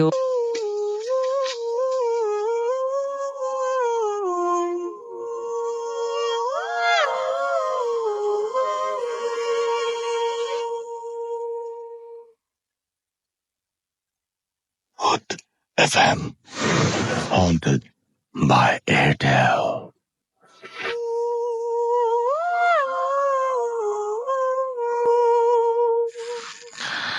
শুনছেন সবসময় রেডিও ফুর্তি, ঘড়িতে সময় রাত 12:59। আমি রাসেল আছি সাথে, আর সাথে আমাদের অতিথিরা তো আছেনই। আপনারা সবাই SMS করেছেন, অনেকক্ষণ ধরে SMS পড়তে পারেনি, এবং আজকে আসলে খুব দ্রুত সময় চলে যাচ্ছে আমার কাছে মনে হচ্ছে এটা। তো যাই হোক, অলরেডি দেখতে পাচ্ছি যে অর্ণব শাহরিয়ার আমাদের SMS করেছেন যশোর থেকে, আমাদেরকে SMS করেছেন রোমান্টিক ভূত নারায়ণগঞ্জ থেকে, আমাদেরকে ইমরান রাঙামাটি থেকে SMS করেছেন, সুপন আমাদেরকে SMS করেছেন আমাদেরকে তুর্য, এবং SMS করেছেন আমাদেরকে শাকিল রাজ পুরান ঢাকা থেকে। এছাড়া আমাদের SMS করেছেন মামুন ময়মনসিং থেকে, এবং তিনি বলছেন যে এক্সক্লুসিভ স্টোরি। আমাদেরকে SMS করেছেন দেখতে পাচ্ছি কবির জিঞ্জিরা থেকে, আমাদের SMS করেছেন। এছাড়াও নুরুজ্জামান মিরপুর থেকে, তিনি এবং তার ছোট ভাই ভূত FM শুনছেন। আমাদেরকে অনামিকা SMS করেছেন ময়মনসিং থেকে। মারুফ SMS করেছেন মিরপুর থেকে। জাওয়াদ যশোর থেকে SMS করেছেন। ইথিকা আমাদের SMS করেছেন, এবং তিনি বলছেন যে তারা কিছুটা দেখেছেন, যেটা আমার মনে হয় যে আপনি ইমেইলে জানালে আরো বেশি ভালো হবে, পুরো ঘটনা যদি জানান। আমাদেরকে আরাফাত SMS করেছেন। এবং তার কাছে অডিও ক্লিপটি অসাধারণ লেগেছে। জিসান এবং অশ্রু আমাদের SMS করেছেন, তারা হাজব্যান্ড ওয়াইফ মিরপুর 2 থেকে আমাদের সাথে রয়েছেন। আমাদেরকে ফাহাদ SMS করেছেন, ফাহাদ খান বাড্ডা থেকে। ধ্রুব আমাদের SMS করেছেন আমাদেরকে গৌরীপুর ময়মনসিং থেকে, এবং আমাদেরকে SMS করেছেন দেখতে পাচ্ছি। এছাড়াও নূপুর আমাদেরকে SMS করেছেন। আরো দেখতে পাচ্ছি ডক্টর রকিব, তিনি খুলনায়, এবং তিনি ফ্রেন্ডের বাসার সবাই ভূত FM শুনছেন, আমাদেরকে SMS করছেন। মাসুক টাঙ্গাইল থেকে। এছাড়াও আমাদের SMS করছেন দেখতে পাচ্ছি সামিয়া, এবং তিনি বলছেন যে তার কাছে অনেক ভালো লাগছে ভূত FM, এবং তার কাছে সবসময় লাইভ শুনতেই ভালো লাগে ভূত FM, ডাউনলোড করে তার কাছে নেক্সট দিন বা পরে শুনতে ভালো লাগে না। আসলে আমারও সেটা মনে হয় যে লাইভে যে মজাটা রয়েছে সেই মজাটা আসলে পরে আর পাওয়া যায় না। আমাদেরকে শামীম SMS করেছেন রাজশাহী নিয়ামতপুর থেকে, আমাদেরকে SMS করেছেন সেজুতি বনানী থেকে, এবং আমাদেরকে SMS করেছেন দেখতে পাচ্ছি। এছাড়াও আরো অনেকেই। আপনি যদি SMS করতে চান তাহলে মোবাইলের মেসেজ অপশনে গিয়ে টাইপ করতে পারেন ফুর্তি, FOORTI, ফুর্তি, স্পেস দিয়ে লিখুন আপনার নাম, স্পেস দিয়ে আপনার মেসেজ পাঠিয়ে দিন 9840 নাম্বারে। যদি আপনারা আমাদেরকে ইমেল করে ঘটনা পাঠাতে চান তাহলে আমাদের ইমেল অ্যাড্রেস হচ্ছে bhutfm@radiofurti.fm, which is BHOOTFM @radioFOORTI.fm। এখানে আপনার নাম, ঠিকানা এবং আপনার ফোন নাম্বার সহ আপনার জীবনের সেরা ঘটনাটি পাঠিয়ে দিন। শুরুতেই উল্লেখ করুন আপনি ঘটনাটি স্টুডিওতে এসে বলবেন, নাকি আপনি চান যে আপনার ঘটনাটি আমরা পড়ে শোনাই। এবং যারা দেশের বাইরে রয়েছেন তাদেরকে অনুরোধ করব যে আপনাদের ঘটনাটি আপনারা রেকর্ড করে ফেলুন, ফোনে রেকর্ড করলেও চলবে, এবং রেকর্ড করে সেই অডিও ক্লিপটি পাঠিয়ে দিন আমাদের অ্যাড্রেসে। আমরা সেটা যদি ভালো লাগে আমাদের, এবং আমরা যদি সেই স্টোরিটা যদি সিলেক্টেড হয়, ডেফিনেটলি আমরা সেটা প্লে করবো। আমাদেরকে এছাড়াও দেখতে পাচ্ছি তিতলি ধানমন্ডি থেকে SMS করেছেন, খুলনা থেকে আমাদের SMS করেছেন, নামটা পরে লিখেছেন মিম, আমাদেরকে SMS করেছেন দেখতে পাচ্ছি মিনহাজ। এছাড়াও SMS করেছেন সিয়াম, SMS করেছেন এবি রাকিব। এছাড়াও আমাদেরকে SMS করেছেন মিঠুন সহ আরো অনেকে। আজকের এই এপিসোডটি যদি আপনি আনফর্চুনেটলি মিস করে ফেলেন তাহলে আপনাকে কি করতে হবে? আপনাকে সেক্ষেত্রে এয়ারটেল এম রেডিওর সাহায্য নিতে হবে। আপনার এয়ারটেল নাম্বার থেকে ডায়াল করুন 4040, সিলেক্ট করুন চ্যানেল 22। দেখবেন যে একের পর এক বিভিন্ন এপিসোডের অপশন আপনাকে দেওয়া হচ্ছে, এবং যে এপিসোডটি আপনি মিস করেছেন বা যে এপিসোডটি আপনি পুনরায় শুনতে চান সেটা সেখানে শুনতে পাবেন। এবং আপনি যদি চান ভূত FM টিউন কোডটি আপনার মাই টিউন বা কলার টিউন হিসেবে সেট করবেন, তাহলে আপনার মোবাইলের মেসেজ অপশনে গিয়ে টাইপ করুন সিটি, স্পেস দিয়ে টাইপ করুন 92125, এবং SMS-টি সেন্ড করুন 3123 নাম্বারে। বাস এই টিউনটি আপনার হয়ে যাবে। যাই হোক, আমরা চলে যাব ঘটনায়। আবারও ফিরে যাচ্ছি আমরা আমাদের প্রথম অতিথির কাছে। সুতরাং আমি অনুরোধ করবো আপনাকে আরো একবার আপনার নামটা বলে তারপরে ঘটনা শুরু করতে। আমি আবু সুফিয়ান আদিত্য। প্রথমে আসলে ভূত এফএমে আসতে পারার জন্য রাসেল ভাইকে ধন্যবাদ জানাচ্ছি। এটা আসলে আপনি আমার জন্য আসেনি, আপনার ঘটনার জন্য আপনি এসেছেন। জি। আমাকে বিশেষ করে ধন্যবাদ জানাচ্ছি প্রথমত মিলন ভাই, ইসমাইল ভাই, নাইম ভাই, এদেরকে, এবং আমার বেশ কিছু স্টুডেন্ট, ওরা এখানে আমাকে আসার জন্য বেশি ইন্সপিরেশন করেছিল। তো আমি আমার দ্বিতীয় গল্পে চলে যাচ্ছি। আমি তখন ক্লাস 9 শেষ করেছি, ক্লাস 10-এ ফার্স্ট ক্লাস শুরু হয়েছে। আমাদের একটা পুকুর ছিল, নাম ছিল চাকলা। এটা হচ্ছে দিনাজপুরে, আমার বাসা দিনাজপুরে। তো পুকুরটা ছিল বিল, একটা বিল বলতে পুকুরটা একদম মাঝখানে, চতুর্দিকে শুধু জমি, ধান ক্ষেত বা এখানে চাষাবাদ হতো। 1 কিলোমিটারের রাস্তা, 1 কিলোমিটারের মধ্যে কোন রকম বাড়ি ছিল না। তো পুকুরটাকে আমরা শুকাবো, দ্যাট মিনস হচ্ছে তখন শীতকাল ছিল, পুকুরটার পানি সম্পূর্ণ ফেলে দিয়ে সেখান থেকে যে রাক্ষসে মাছ আছে সেটাকে নিধন করা হবে, নিধন করে সেখানে ডিম ফেলা হবে, ডিম থেকে রেণু থেকে চারা উৎপাদন করা হবে। এটার জন্য বিশেষ করে এটাকে শুকানো আর কি, এবং সেখানে যে রাক্ষসে মাছগুলো আছে সেগুলো ধরতে হবে। তো দিনটা ছিল সোমবার, আমার স্পষ্ট মনে আছে। তো সেদিনকে বাবা এবং আমাদের বাসায় একটা ছেলে থাকতো, ফয়জার নাম। বাবা, ফয়জার আরো কয়েকজন মিলে পুকুরে মেশিন সেট করে পানিটাকে ফেলে দেওয়ার জন্য আর কি। 2টা মেশিন সেট করে দুদিক থেকে। তো যেদিন মেশিন সেট করে সেদিন সন্ধ্যাবেলায় আমার বাবা সেই পুকুর পাড়ে পড়ে গিয়ে আমার বাবা প্যারালাইজড হয়ে যায়, বাম পা এবং বাম হাত। আমি যে পুকুরটার কথা বলছি সেই পুকুরটার ঠিক পাশে, কিছু দূর পাশে 10 থেকে 15 ফিট দূরে একটা বদ্ধভূমির একটা ডিলা আছে, যেটার মধ্যে 1971 সালে মহান মুক্তিযুদ্ধের সময় আমাদের বাঙালির বেশ কিছু মানুষকে সেখানে হত্যা করে গণকবর দিয়েছিল পাক বাহিনীরা। সেখানে একটা বট গাছ আছে, এবং আমরা যে পুকুরটার কথা বলছি আমি, সেই পুকুরটার পাশেই একটা প্রচন্ড বাঁশঝাড় আছে, ঠিক বাঁশঝাড়টার অপোজিটে তাঁবু টাঙানো হয়েছে যেখানে আমরা থাকবো। দ্যাট মিনস যারা পুকুরটাকে পানি শুকানো অবধি যারা এখানে পাহারাদার থাকবে। তো কোনো এক কারণে আমার বাবা যেহেতু অসুস্থ, পুকুর পাড়ে থাকার মতো লোক ছিল না, শুধু ফয়জান নামে যে ভাইটার কথা বললাম তিনি থাকার কথা। তো তিনি একাই পারবেন না, এজন্য বাবা বাসায় বলে দিল, বাবা তুমি যাও, সেখানে তুমি দেখো। বাবার ট্রিটমেন্ট চলতেছে এদিক থেকে। তো সন্ধ্যা 9টার দিকে আমি সেখানে যাই। সেখানে মেশিনের তেল নিয়ে যাই, ডিজেল নিয়ে যাওয়া হয় এবং কেরোসিন তেল নিয়ে যাওয়া হয়। নিয়ে যাওয়ার পরে আমি যখন যাই তখন আমার ওই ফয়জার ভাইটা ওখান থেকে চলে যায়, আমাকে বলে তুমি এখানে বসো, আমি সামনে যাচ্ছি। সামনে বলতে তখন কালী পূজা লেগেছিল। কালী পূজায় একটা কবি গান হচ্ছিল, সে মূল উদ্দেশ্য ছিল সে কবি গান শুনতে যাবে আমাকে এখানে একা রেখে, এবং সে ঠিক সেই কাজটাই করে, সে আমাকে একা রেখে চলে যায়। এবং আমি সেখানে বই নিয়ে যাই পড়ার জন্য, এবং হারিকেন ছিল একটা, হারিকেনে পড়তে বসি। তো একসময় আমাকে ঘুম ধরে যায়, আমি ওখানে ঘুমিয়ে পড়ি। এর মধ্যে কিছুক্ষণ পর জেগে উঠি, কিন্তু তখনও কেউ নেই।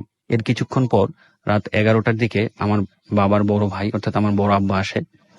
তিনি আসলে তার সাথে কথা বলি, কথা বলে সে ফয়জার ভাইয়ের কথা জিজ্ঞেস করে। আমি বলি যে সে তো এখনো আসেনি, সে বাইরে গেছে। এরপরে বড় আব্বা শুয়ে পড়ে, আমাকে বলে তুমিও শুয়ে পড়ো, মেশিনটা চেক করতে বলে। আমি যাই মেশিনটা সচরাচরের মধ্যে চেক করে আসি যে তেল ঠিক আছে কিনা, কোথাও লিক হয়েছে কিনা, পানি পড়ে যাবে কিনা। চেক করে এসে আমি আবার শুয়ে পড়ি, এক প্রকার একসময় ঘুমিয়ে যাই। ঠিক রাত 2টা থেকে 2:30টার দিক হবে, কোনো এক কারণে আমার ঘুমটা হঠাৎ ভেঙে যায়। মেশিনে যখন পানি আসে, পানি যখন মেশিন টানে তখন কিন্তু একটা রকম শব্দ থাকে, আর মেশিন থেকে যখন পানি পড়ে যায় তখন আরেক রকম শব্দ হয়। তো আমি ঠিক ওই শব্দটা পাচ্ছিলাম যে মেশিন থেকে পানি পড়ে গেছে, দ্যাট মিনস মেশিনের কোথাও লিক হয়েছে। এই লিক হওয়ার কারণে সেই পানিটা পড়ে গেছে। তো আমি বিছানা থেকে উঠে যেই মাত্র তাঁবুটার বাইরে আসছি, ঠিক তৎক্ষণাৎ আমি যে বাঁশঝাড়ের কথা বলছি ঠিক ওখানে একটা পারিবারিক কবরস্থান ছিল। ঠিক ওই পারিবারিক কবরস্থানটার বাঁশঝাড়ের ডালে আমি দেখছি সামওয়ান এই ডালে ঝুলে ও ডালে যাচ্ছে, ও ডাল ঝুলে এ ডালে আসতেছে। তো এটা দেখে আমি প্রচন্ড ভয় পেয়ে যাই, এবং ভয় পেয়ে আমি তৎক্ষণাৎ আমার বড়াব্বাটাকে ডাকাটাকি শুরু করি যে বড়াব্বা ওঠেন ওঠেন ওঠেন ওঠেন, আমাকে ভয় লাগতেছে, দেখেন তো এটা কি। তো বড়াব্বা বের হয়ে কিছু দেখতে পায় না, শুধু আমি দেখতে পাই। বড়াব্বা বলে এটা ভয় পাওয়ার কিছু নাই, ওই যেখানে কবরস্থানের কথা বলছি সেখানে রশিদ নামের একটা লোককে 2-3 দিন আগে মাটি দেওয়া হয়েছিল, কবর দেওয়া হয়েছিল। বরাব্বা বলছে যে ওটা ও হবে, ও ভয় দেখাচ্ছে আমাদের, তুমি ভয় পেও না, বলে যাও তুমি মেশিনটা বন্ধ করে আসো। আমি মেশিনটা বন্ধ করার উদ্দেশ্যে গিয়েছি।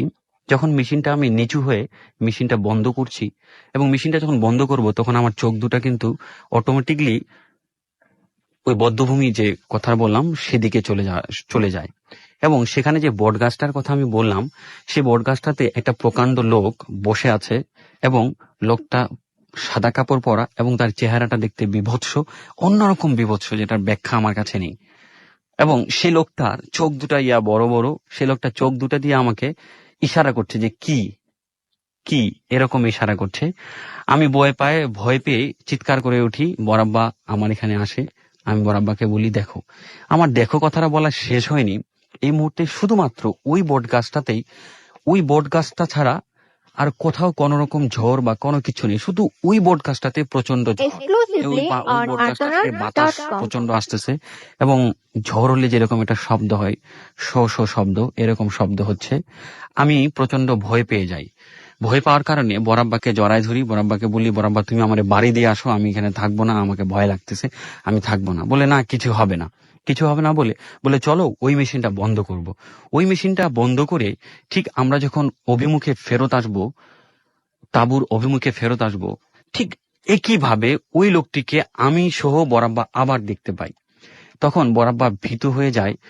তখন বরাব্বা সিগারেট ধরানোর জন্য যেই না মাত্র সিগারেটের দেয়াশালের কাঠি জ্বালাতে যাবে, ঠিক সেই মুহূর্তে সামওয়ান আমার গালে প্রচন্ড একটা থাপ্পড় মারার কারণে আমি প্রচন্ড ব্যথা পাই এবং কাঁদতে শুরু করি। তো বরাব্বা তখন, জানি না তিনি অ্যাটাক হয়েছিলেন কিনা কি, তখন আমার বরাব্বা তখন আমার হাত দুইটা টেনে আমাকে সেই তাঁবুর কাছে নিয়ে যেয়ে আমার গলাটা প্রচন্ড আকারে চেপে ধরে এবং আমাকে মেরে ফেলবে এরকম অবস্থা। আমি পারছিলাম না চিৎকার করতে, পারছিলাম না কোনো কিছু। তো সামান ভাবে আমার হাতে কিন্তু একটা লাইট ছিল, স্টিলের লাইট, যেটা ব্যাটারি সিস্টেম লাইট ছিল। সেই লাইটটা দিয়ে আমি বরাবর মাথায় প্রচন্ড জোরে আঘাত করি।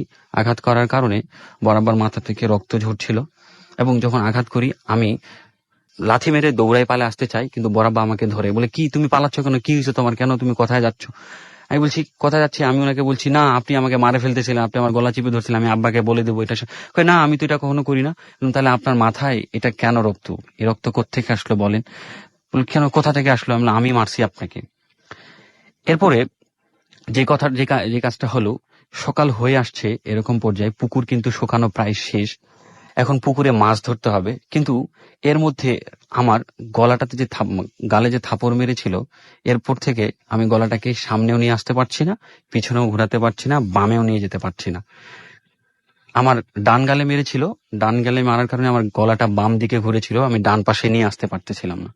এবং ওই দিন সকালবেলা আমার সম্পূর্ণ শরীরে যেটা হলো, ছোট ছোট এক ধরনের ফস্কারা পড়লো, এবং এই ফস্কারা গলে গলে, যেটাকে আমরা পক্স বলে থাকি, যে এই গলে গলে পানি পড়তে শুরু করলো। বাবা ডাক্তার দেখালো, অনেক কিছু, ডাক্তার বড় ডাক্তারের কাছে নিয়ে গেল, শহরে নিয়ে গেল, কিন্তু কোনো কাজ হয় না। পরে আমার আব্বা স্থানীয়ভাবে, আমাদের এক বেলাল নামে চাচা আছেন, যিনি প্রচন্ড ধার্মিক মানুষ, হজ করেছেন 2 বার, ওই চাচার কাছে নিয়ে গেল। ওই চাচা বলল যে আমাকে নাকি খুব ছোটবেলা থেকেই সামওয়ান একটা জিন আছর করে আছে, জিন টাইপের, যে জিনটা সবসময় আমার পিছু নিয়ে থাকে এবং সেই জিনটা আমাকে হত্যা করতে চায়।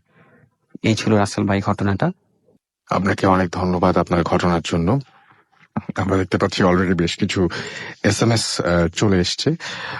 আমরা দেখতে পাচ্ছি মেধা আমাদের শাহবাগ থেকে SMS করেছেন, এবং তিনি বলছেন আজকের এপিসোডটা অনেক স্কেরি লাগছে তার কাছে, এবং তিনি অনেক ভয় পাচ্ছেন। মহিন আসমা আমাদের মহাখালী থেকে SMS করেছেন এবং বলছেন আজকের ঘটনাগুলো অসাধারণ ভয়ানক। মনিকা খিলগাঁও থেকে লিখেছেন অসম। আমাদেরকে AK সোহেল রাজশাহী উপশহর থেকে লিখেছেন আজকের এই স্টোরিগুলো দারুণ হচ্ছে।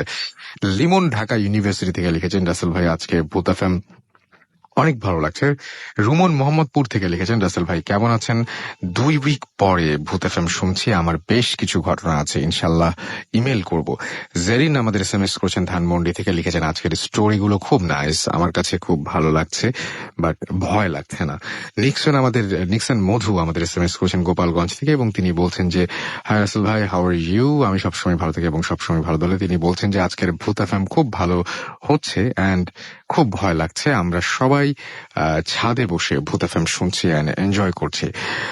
আমাদেরকে আরো অনেকে SMS করেছেন, দেখতে পাচ্ছি সুমন সাবিনা আমাদের SMS করেছেন ধানমন্ডি থেকে, আমাদেরকে ধ্রুব SMS করেছেন গৌরীপুর ময়মনসিং থেকে, মাসুক SMS করেছেন টাঙ্গাইল থেকে, আমাদের SMS করেছেন তশরিফ আনোয়ারা ফ্রম আনোয়ারা, আচ্ছা আমি জায়গাটার নাম শুনি না, রাজু আমাদের SMS করেছেন, এবং তিনি লাইট অফ করে শুনছেন।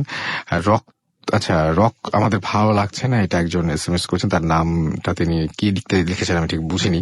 ময়মন সিং থেকে আমাদের SMS করেছেন, এবং মাসুদ পারভেজ আমাদের চট্টগ্রাম থেকে SMS করে বলছেন যে আমি জানালার পাশে বসে ভূত FM শুনছি, অসম শো, আর মাসুমকে থ্যাঙ্কস জানিয়েছেন। আবির আমাদের SMS করেছেন, মামুন আমাদের SMS করেছেন আমাদেরকে দেখতে পাচ্ছি সুজা এবং জুই নিরালা খুলনা থেকে, এবং তিনি বলছেন যে শ্বশুর বাড়ি যশোরে, খুব কষ্ট করে শুনতে হচ্ছে তাকে। আমাদেরকে মনসুর খান SMS করেছেন আমাদেরকে নাইম SMS করেছেন নিশি সহ আরো অনেকে। আপনি যদি চান SMS করতে, তাহলে মোবাইলের মেসেজ অপশনে গিয়ে টাইপ করুন ফুর্তি, FOORTI ফুর্তি, স্পেস দিয়ে লিখুন আপনার নাম, স্পেস দিয়ে আপনার মেসেজ পাঠিয়ে দিন 9840 নাম্বারে। একটা বিরতিতে যাওয়ার আগে আমরা আরো একটা ঘটনা শুনবো, আবারও যাচ্ছি আমরা ইস্তিফ ভাইয়ের কাছে তার আরো একটা ঘটনা শোনার জন্য।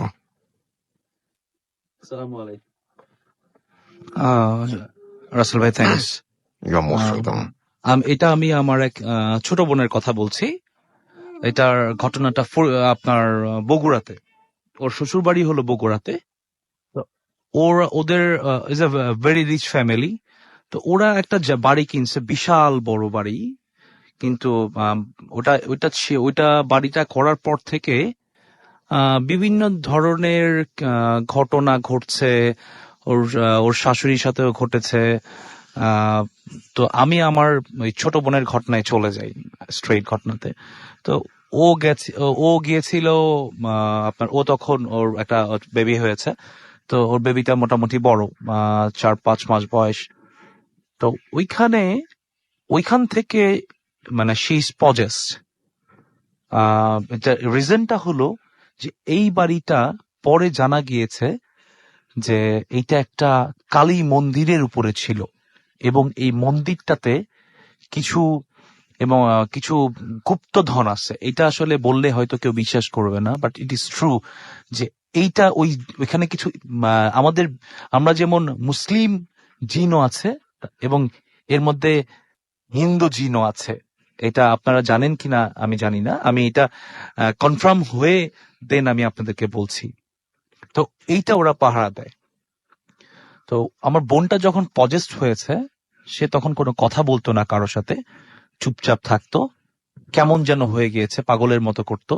ওর বাচ্চাটা ওকে দেখে ভয় পেত। তো ঠিক আছে, ওর হাজবেন্ড মনে করেছে যে কোনো সিক হয়ে গিয়েছে। সিক হয়ে যাওয়ার পর ঢাকায় নিয়ে আসছে, বাট অ্যাকচুয়ালি তখনও সে পজেস্ট। তো ঢাকা নিয়ে আসার পরে তার বাসায় সে বিভিন্ন ধরনের মানে উল্টাপাল্টা আচরণ করত। বিশেষ করে বেশি ঝামেলা হতো যখন আজানের সময়গুলোতে খুব ঝামেলা হতো। তো ও কেমন যেন হয়ে যেত। তো একদিন রাত্রেবেলার কথা বলছি আমি, তো ওকে দেখছে, ওর আসলে ওর কোনো হিতাহিত জ্ঞান ছিল না। তো ওকে ওর মানে এটা ওদের বাসাটা হলো আরামবাগ, মিরপুর আরামবাগে। তো ওর হাজবেন্ড বাসায় ছিল না। তো ওর বাসায় যে ড্রেস পরা ছিল, চুলগুলা এলোমেলো। আমার বোনটা দেখতে মাশাআল্লাহ অনেক সুন্দর, চুলগুলা এলোমেলো। ও বাসা থেকে বের হয়ে গিয়েছে কাউকে কিছু না বলে। তো বের হয়ে যাওয়ার পরে অনেক দূর ওই হাঁটতে ওই দিক দিয়ে বেড়িবাঁধে চলে যাওয়া যায়। তো ওর আসলে লাকিলি, মানে এটা বলতে হবে আল্লাহরই রহমত, যে লাকিলি ওর এক ফ্রেন্ড ওকে দেখেছে যে ও এমন ভাবে রাস্তায় চলছে যে যেটা ওকে দিয়ে কখনো এক্সপেক্ট করার মতো না। তো ওকে জোর করে ধরে বাসায় নিয়ে আসার পরে তো ওকে অনেক ডাক্তার দেখানো হয়েছে, সাইকিয়াট্রিস্ট দেখানো হয়েছে। ও মনে করে যে কোনো সাইকোলজিক্যাল প্রবলেম, যে এরকম করছে কেন। কিন্তু সবচেয়ে বড় ব্যাপারটা হলো ওর বাচ্চাটা ওর কাছে যেত না। যতদিন পর্যন্ত পজেস ছিল ওর বাচ্চাটা ওর কাছে যেত না। এবং এর মাঝখানে ওরা যখন বুঝতে পারছে যে এটা একটা কোনো নর্মাল ঘটনা না, এটা কোনো সাইকোলজিক্যাল ঘটনা না, তখন ওরা একজনের, আমি নাম উচ্চারণ করছি না, একজনের মাধ্যমে তারা ওই বাড়িতে, যেই বাড়ি থেকে সে পজেস্ট হয়েছিল, বগুড়াতে পজেস্ট হয়েছিল। প্রচন্ড শীত, মানে ডিসেম্বর মাস, প্রচন্ড শীত, বগুড়াতে অনেক শীত পড়ে। তো সে ওইখানে গিয়েছে এবং ওই ঘরে যেয়ে থাকার চেষ্টা করছে। এবং বাই দা ওয়ে ওই লোকটা জিন আনতে পারে, মানে ভালো জিন আনতে পারে। তো উনি চেষ্টা করে দেখছে, উনি থাকতে পারেনি। উনি এক রাতও উনি ওই ঘরে থাকতে পারেনি। ওই এত মানে ওই ঘরে ঢোকার পরে বাইরে নর্মাল ওয়েদার, বাট আমি আমি কিছু জিনিস শুনেছি আমাদের এখানে সুমন ভাইয়ের কাছে, যে ওনাদের সাথে এরকম ঘটনা ঘটেছে যে বাইরে প্রচন্ড শীত কিন্তু ভিতরে প্রচন্ড গরম। সেম ব্যাপারটা ওই যে ভাইটা গিয়েছিল সেই ভাই সেম ফিল করছিল। প্রচন্ড গরম, মানে এত গরম হয়ে গিয়েছে ঘর, চিন্তাই করা যায় না। এটা মানে অকল্পনীয় গরম, মানে মনে হয় যেন মানে কেউ মানে আগুন দিয়ে ওনার গায়ে ছেক দিচ্ছে। তো উনি আর ওই মানে থাকতে না পেরে উনি বাইরে চলে এসে উনি তদবিরে মানে উনি ওনার দেশে চলে আসছে। তো দেশে চলে আসার পরে তো ওই যে জিনটা ছিলেন, ওই জিনটা খবর নিয়ে দেখছে যে এইটা ছিল, আমি আগেই বলেছি যে এটা হলো এই বাড়িটা ছিল একটা কালী মন্দিরের উপরে, এবং এইখানে একটা কিছু গুপ্তধন টাইপের কিছু একটা আছে, যেটা যে ওইখানকার 7 জন মানে বিধর্মী জিন, মানে যেটাকে বলে আপনার মানে জিনদের মধ্যেও যারা কি বলবো আর জিনদের মধ্যে যারা মানে না, আল্লাহকে মানে না, তার বিধর্মী বেসিক্যালি, তারা ওইটা পাহারা দেয়। মানে কালী পূজা, কালী সাধনা যারা করে, বেসিক্যালি এখানে কালী সাধনা করা হতো আসলে। তো ওই বাড়িটা ওরা অনেকবার বিক্রি করার চেষ্টা করেছে, কিন্তু বাড়িটা বিক্রি করতে পারেনি।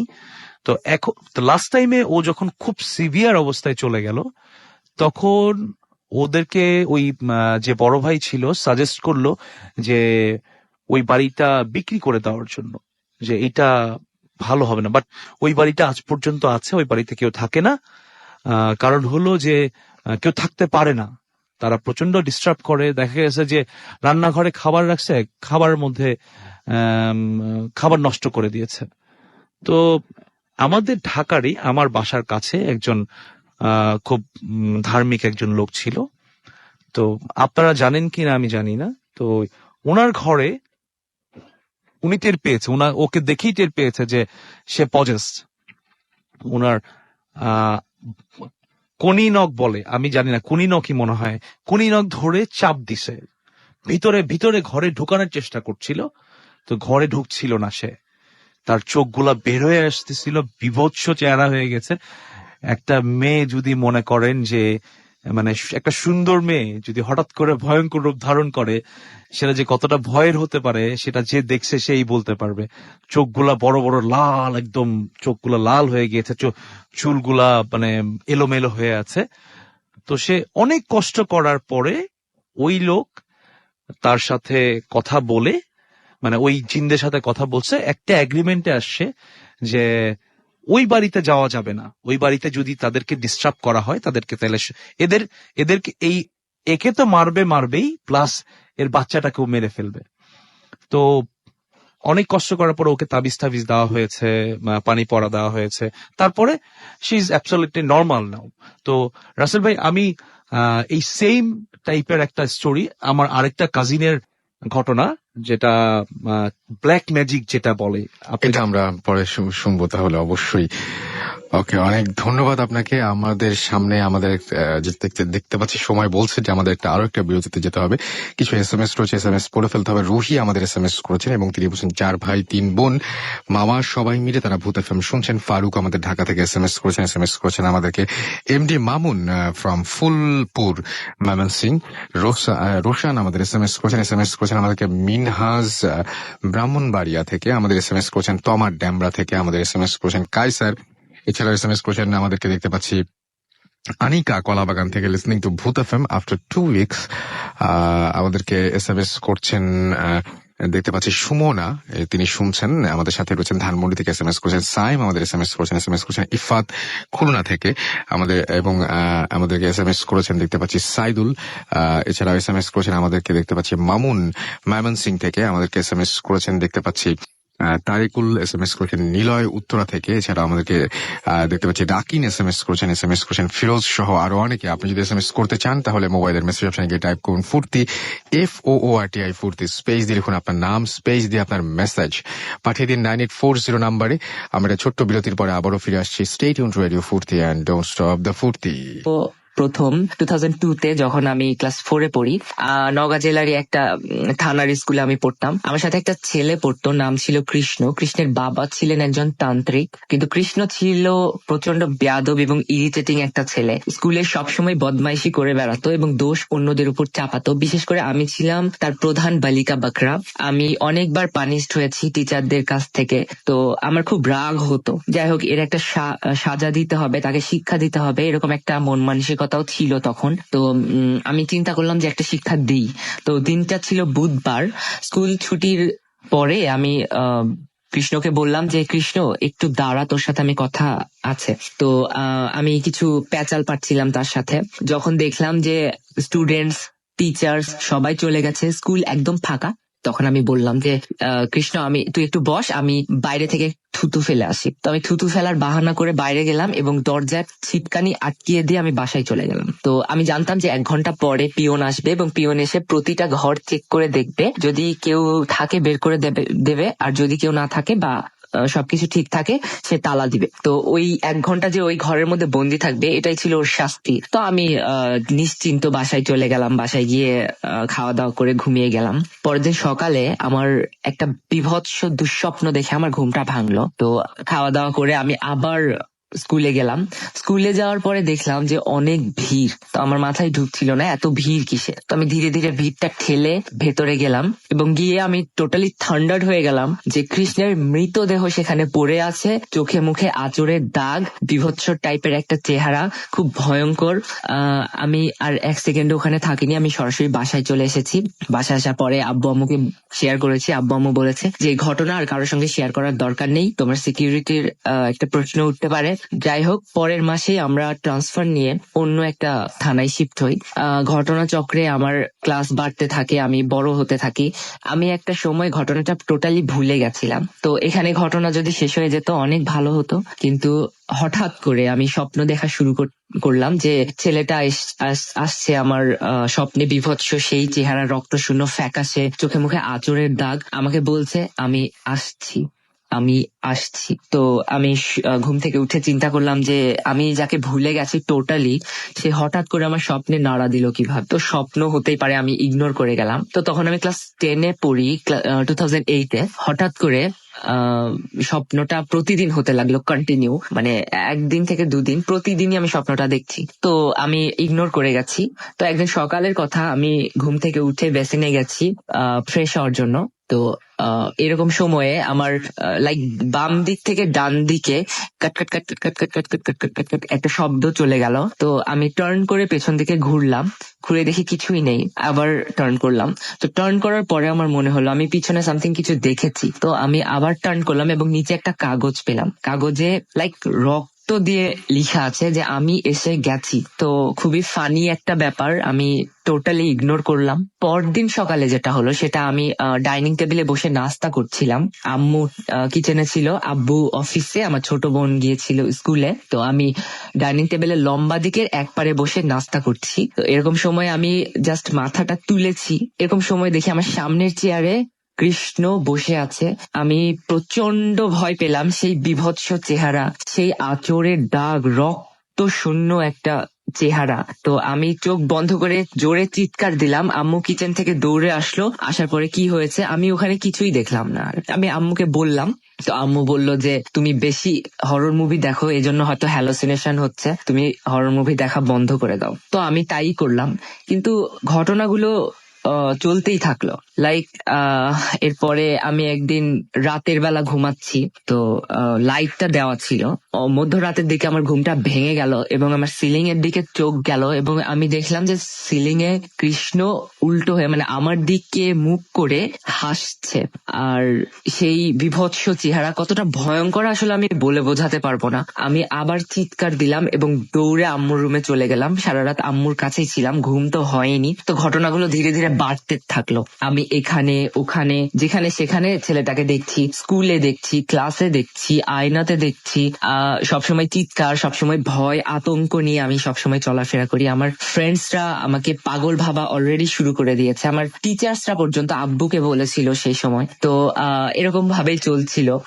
আমার ফ্যামিলি আমাকে একটা ভালো সাইকিয়াট্রিস্টের কাছে ট্রিট করার জন্য নিয়ে গেল এবং আমার ট্রিটমেন্টও হচ্ছিল। তো লাস্ট একটা ঘটনা যেটা ঘটলো আমার সঙ্গে সেটা হচ্ছে যে আমাদের একটা পেয়ারার গাছ ছিল। তো আমি নিচে ধানি জমি ছিল, আমি পেয়ারার গাছে উঠলাম পেয়ারা পাড়ার জন্য। তো পাড়ার সময় আমি হঠাৎ করে দেখলাম যে আমার উপরের ডালে কৃষ্ণ আছে। তো আমি মোটামুটি ইউজ টু হয়ে গেছি, তারপরে ভয় পাচ্ছিলাম, কিন্তু হঠাৎ করে একটা অস্পর্শ ধাক্কা আমার শরীরে অনুভব করলাম এবং আমি পড়ে যাচ্ছি। আমি বুঝতে পারলাম যে আমি পড়ে যাচ্ছি। ঠিক পড়ে যাওয়ার সময়ে আমার মনে হলো যে একটা গাছের ডাল আমার গলায় প্রচন্ড জোরে আঘাত করলো এবং তারপরে সব অন্ধকার, আমি আর কিচ্ছু জানি না। তো স্বাভাবিকভাবে আমার জ্ঞান ফিরল হসপিটালে। তো আমার প্রচন্ড গা ব্যথা, প্রচন্ড দুর্বলতা, আমি কিছুই বুঝতে পারছি না। দেখলাম যে আমার ফ্যামিলি মেম্বার্সরা সবাই রাউন্ড করে আমাকে ঘিরে আছে এবং সবার মুখে একটা স্মাইল। তখন আমি দেখলাম আমার জ্ঞান ফেরা দেখে।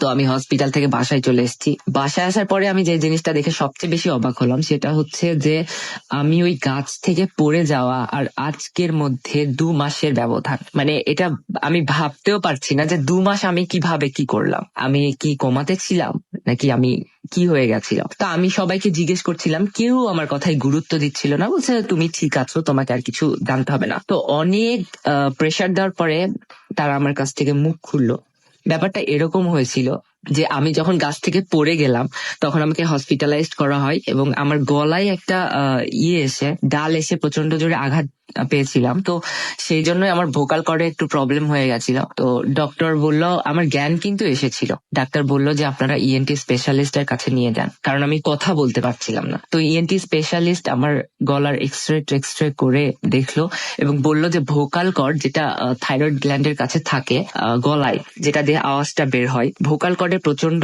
আঘাত পাওয়ার জন্য আমার ভোকাল কর্ডটা কিছুটা অ্যাবনর্মাল হয়ে গেছে। কিছুদিন ট্রিটমেন্টের পরে সে কথা বলতে পারবে, বাট তার ভোকাল কর্ডের কন্ডিশন খারাপ। তো যারা লিসেনার তারা শুনেও বুঝতে পারবেন যে আমার গলাটা এখনো অনেকটা চাইল্ডিশ, আর ওই ঘটনার পর থেকে ডেভেলপ হয়নি। যখন আমি কথা বলি আমার আওয়াজটা ভোকাল কর্ডের এক জায়গায় বাধাপ্রাপ্ত হয়ে বের হয় বলেই চাইল্ডিশ শোনায়। যাই হোক, তারপরে বাসায় আমাকে নিয়ে আসা হলো, ট্রিটমেন্ট চলছিল, কিন্তু আমি তখন টোটালি উন্মাদ হয়ে গেছি। লাইক একে ওকে ধরে মারামারি করি, ঝগড়াঝাটি করি, গালিগালাজ করি, চিল্লাচিল্লি করি, মানে একদম টোটালি উন্মাদ টাইপ। তো আমাকে শেকল দিয়ে পর্যন্ত বেঁধে রাখা হয়েছিল, যেটা খুবই দুঃখজনক একটা ব্যাপার। এবং আমার ফ্যামিলি মেম্বার্সরা তখন আমার জন্য যে পরিমাণ সাফার করেছে, সত্যি আজকে মনে হলেও না আমার কান্না চলে আসে। যাই হোক, অনেক ঘটনাই তখন ঘটেছিল, তার মধ্যে উল্লেখযোগ্য একটা ঘটনায় আমি বলি। সেটা হচ্ছে একদিন আম্মু কিচেনে ঢুকে দেখে যে আমি ফ্রিজের উপরে বসে ফ্রিজ থেকে বের করে কাঁচা মাংস খাচ্ছি আর অট্টহাসি হাসছি। জিনিসটা দেখে আম্মু ভয় পেয়ে গেল, চিৎকার চেঁচামেচি, অন্যরা আসলো, আমাকে ধরে নামালো সেখান থেকে। এবং ওই দিন থেকেই আমার প্রচন্ড ভমিটিং, ডায়রিয়া শুরু হয়। আমার প্রচন্ড ফ্লুইড লস হতেই থাকে, আমাকে হসপিটালাইজড করা হয়, প্রায় শকে চলে যাওয়ার মতো অবস্থা। আমাকে ফ্লুইড দেওয়া হচ্ছে, তারপরেও আমার রিকভারি হচ্ছে না। আর একটা কথা না বললেই নয়, সেটা হচ্ছে যে আমি বারবার বলছিলাম যে আমি চলে যাব, আমি একে নিয়ে যাব, একে তোরা কেউ বাঁচাতে পারবি না। তো একটা ফ্যামিলির জন্য এটা আসলেই অনেক দুঃখজনক একটা ব্যাপার যে একটা ছেলে সে বলছে যে একে নিয়ে যাব টাইপের। তো আম্মু তখন আব্বুকে বলছিল যে ছেলেকে কবিরাজ দেখাও। তো আব্বু কোনো মতেই যেতে রাজি নয়। এডুকেটেড ফ্যামিলির যা হয় আর কি, এসব বিলিভই করে না। তো লাস্টলি আম্মুর চেঁচামেচিতে আব্বু গেল এক কবিরাজের কাছে। তো কবিরাজ বলল যে ছেলের উপর বান মারা হয়েছে টাইপের, ব্ল্যাক ম্যাজিক করা হয়েছে। তো কে করেছে এটা আর বলতে পারলো না। তো আব্বু আম্মা একটা জিনিস লক্ষ্য করলো যে আমি ওই ছেলেটাকেই বারবার দেখছি, কৃষ্ণকে। তো কৃষ্ণর বাবাও একজন তান্ত্রিক ছিল, তো নিশ্চয়ই কিছু একটা এর মধ্যে আছে। তো আমাদের কিছু পলিটিক্যাল পাওয়ার ছিল এবং পুলিশ নিয়ে আব্বু কৃষ্ণের বাবার বাসায় চলে গেল। এবং কৃষ্ণের বাবা তো কোনো মতেই স্বীকার করবে না। শেষ পর্যন্ত তাকে ভয় দেখানো হলো যে তোর বাড়িঘর পুড়িয়ে দেওয়া হবে তুই যদি না স্বীকার করিস। তো শেষ পর্যন্ত কৃষ্ণের বাবা স্বীকার করলো যে হ্যাঁ, সেই আমার উপরে এই ডাইনি বিদ্যাটা করেছিল, ব্ল্যাক ম্যাজিকটা করেছিল। এবং তার উদ্দেশ্যটা এরকম ছিল যে সে কোনোভাবে জানতে পেরেছে যে তার ছেলের মরার জন্য আমি দায়ী ছিলাম, তো আমাকে সে মারতে চেয়েছিল এভাবে। তো পরে প্রেসারে এসে আমার উপর থেকে সেই ব্ল্যাক ম্যাজিকটা তুলে নেওয়া হয় এবং তারপরে আমি সুস্থ হয়ে বাসায় আসি। তো তারপরে আমার আমি কিউরিয়াস হয়ে গেছিলাম যে ব্ল্যাক ম্যাজিক জিনিসটা আসলে কি। তো আমি আমার একটা গ্রামের একটা চাচির বাবা, উনি আবার ব্ল্যাক ম্যাজিক করতেন, তো ওনার কাছে গিয়েছিলাম কিছুদিন। তো ওনার কাছ থেকে একটা জিনিস আমি শুনেছিলাম, সেটা হচ্ছে যে যারা ব্ল্যাক ম্যাজিক করে বা যারা এসব ডাইনি বিদ্যা টাইপের করে, তাদের সাথে জিনের অনেক শত্রুতা থাকে, যা থেকে তারা চেষ্টা করে যে ওদের কিছু ক্ষতি করতে। তো যেহেতু কৃষ্ণের বাবা একজন ব্ল্যাক ম্যাজিশিয়ান ছিলেন, সো কোনো একটা জিন হতে পারে এরকম যে তার ছেলেকে একা পেয়ে সেখানে হয়তো মেরে ফেলেছিল। তো পরে কৃষ্ণের বাবা জানতে পারে এবং আমার সঙ্গে এরকম করে। তো আমি সবার উদ্দেশ্যে একটাই কথা বলতে চাই যে এই ঘটনাগুলো শুনতে যত ইজি মনে হয়, একটা ফ্যামিলি যখন এগুলো ম্যানেজমেন্ট করে তখন কিন্তু অতটা ইজি থাকে না। তো অবশ্যই একটা ফ্যামিলির জন্য এটা খুবই দুঃখজনক একটা ব্যাপার, খুবই ভয়ঙ্কর, আমি নিজে দেখেছি। তো আমি সবাইকে একটাই রিকোয়েস্ট করবো যে আপনারা বিশ্বাস করেন না করেন সেটা আপনাদের ব্যাপার, কিন্তু এই টাইপের কোনো জিনিস আপনারা কারোর সঙ্গে করবেন না, কারো জীবন নষ্ট করবেন না। ধন্যবাদ সবাইকে।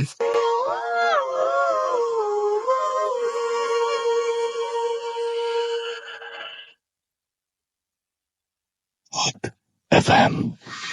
Haunted by Airtel.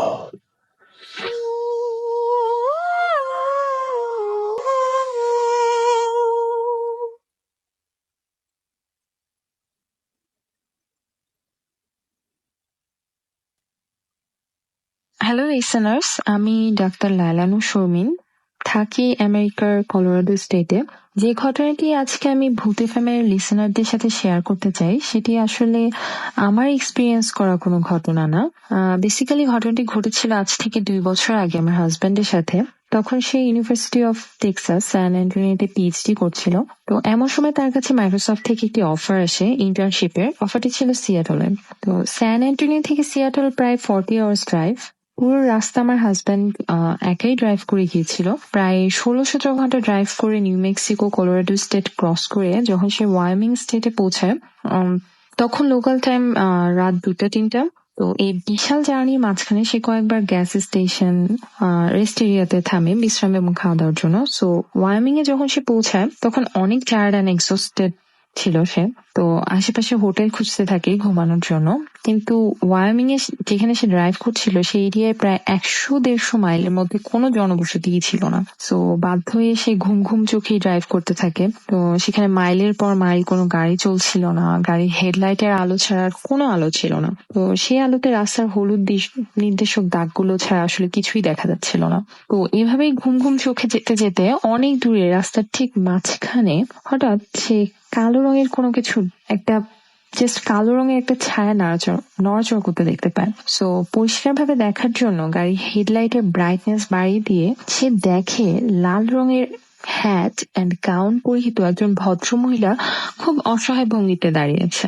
সো হাইওয়েতে গাড়ি চলছিল 90 মাইলস স্পিডে। তো ব্রেক করতে করতে মহিলার খুব কাছে এসে টার্নের ঠিক আগ মুহূর্তে সে দেখে মহিলা যেখানে দাঁড়িয়ে ছিল সেখানে আসলে কেউ নেই।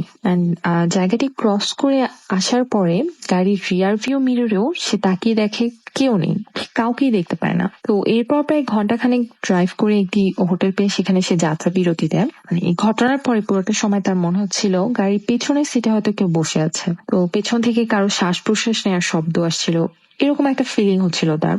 এইভাবেই সে ডেসক্রাইব করে আমার কাছে ঘটনাটি। কিন্তু সে যখন পেছনে তাকিয়ে দেখে আসলে দেখে পেছনের সিটে কেউই নেই, কিছুই নেই। সো এই ঘটনার পর থেকে মাঝে মধ্যে রাতে গাড়ি চালানোর সময় তার নাকি মনে হতো যে পেছনে হয়তো কেউ বসে আছে। এরপর রিয়ার ভিউ মিররে একবার সে লাল হ্যাট এবং একজোড়া চোখ দেখতে পায়। তো কিছুদিন পর সে তার প্রিয় গাড়িটি বিক্রি করে নতুন অন্য আরেকটি গাড়ি কিনে। আমার হাজবেন্ড আসলে খুবই চাপা স্বভাবের মানুষ, খুবই ইন্ট্রোভার্ট টাইপের। সো এই ঘটনাটি সে আমি ছাড়া কারোর সাথেই শেয়ার করেনি, কিন্তু আসলে এই ঘটনাটি এখনো মাঝে মধ্যেই তাকে তাড়া করে ফেলে। অ্যান্ড এই পুরো ঘটনাটি ঘুমের ঘোরে দেখা কোনো হ্যালুসিনেশন নাকি কোনো আসলেই কোনো প্যারানর্মাল এক্সপিরিয়েন্স, সেটা জাজ করার রেসপন্সিবিলিটি ভূত এফএম লিসেনারদের উপরে দিতে চাই। Thank you. বলছিলেন ডক্টর লায়লা শারমিন ইউএসএ থেকে। এর আগে আমরা সয়েন্টের আরো একটা অডিও ক্লিপ শুনেছি যেটা অনেক প্রশংসিত হয়েছে। আশা করছি যে আপনারা সবাই বেশ আনন্দ পাচ্ছেন এবং এই মুহূর্তে আমরা আবারও ফিরে যাচ্ছি আমাদের প্রথম অতিথির কাছে। আরেকবার নামটা বলতে হবে এবং আরেকবার ধন্যবাদ রাসেল ভাইয়া। আমি Abu Sufian Aditya, student of medical. আমি যে ঘটনাটা বলবো সেটা হচ্ছে আমার ইন্টারমিডিয়েট পরীক্ষার ঠিক ফার্স্ট ইয়ারের শেষের ঘটনা। প্রথমত তখন আমি ফার্স্ট ইয়ার শেষ করেছি। তো আমার প্রথম থেকেই ছোটবেলা থেকেই মাছ ধরার খুব একটা শখ ছিল, এবং সেটা বড়শি দিয়ে মাছ ধরার শখটা আর কি। তো এই বড়শি দিয়ে মাছ ধরার শখ থাকার কারণে তখন বর্ষাকালের প্রায় বর্ষা শেষ হয়ে এসেছে। তো আমাদের ওখানে আমাদের বাসা থেকে বেশ কিছু দূরে একটা নদী আছে, টাঙ্গাইল নদী নাম। সেখানে প্রচুর মাছ ধরে বড়শিতে, সেটা যেতে হয় রাতের বেলা ধরতে। তো আমাদের বাড়ির পাশেই এক বরাব্বা ছিল, তার নাম ছিল জব্বার, ডাক নাম ছিল ভট্ট বরাব্বা নামে। তো এই জব্বার বরাব্বার সাথে আমার কন্ট্যাক্ট হয় যে তিনি তার কাজই হচ্ছে এভাবে মাছ ধরে নিয়ে আসা, এবং সে মাছগুলো হচ্ছে বোয়াল মাছ বা বড় কাতল মাছ, শোল মাছ, এই টাইপের বড় বড় মাছ ধরে নিয়ে আসা। তো তার সাথে আমার কন্ট্যাক্ট হলো যে আমি যাব, আমাকে নিয়ে যেতে হবে, এবং নিয়ে যাওয়ার জন্য বেশ কিছু প্রস্তুতিরও প্রয়োজন আছে। তো প্রস্তুতির জন্য মাছ কিভাবে ধরতে হবে এই জন্য টপ লাগবে।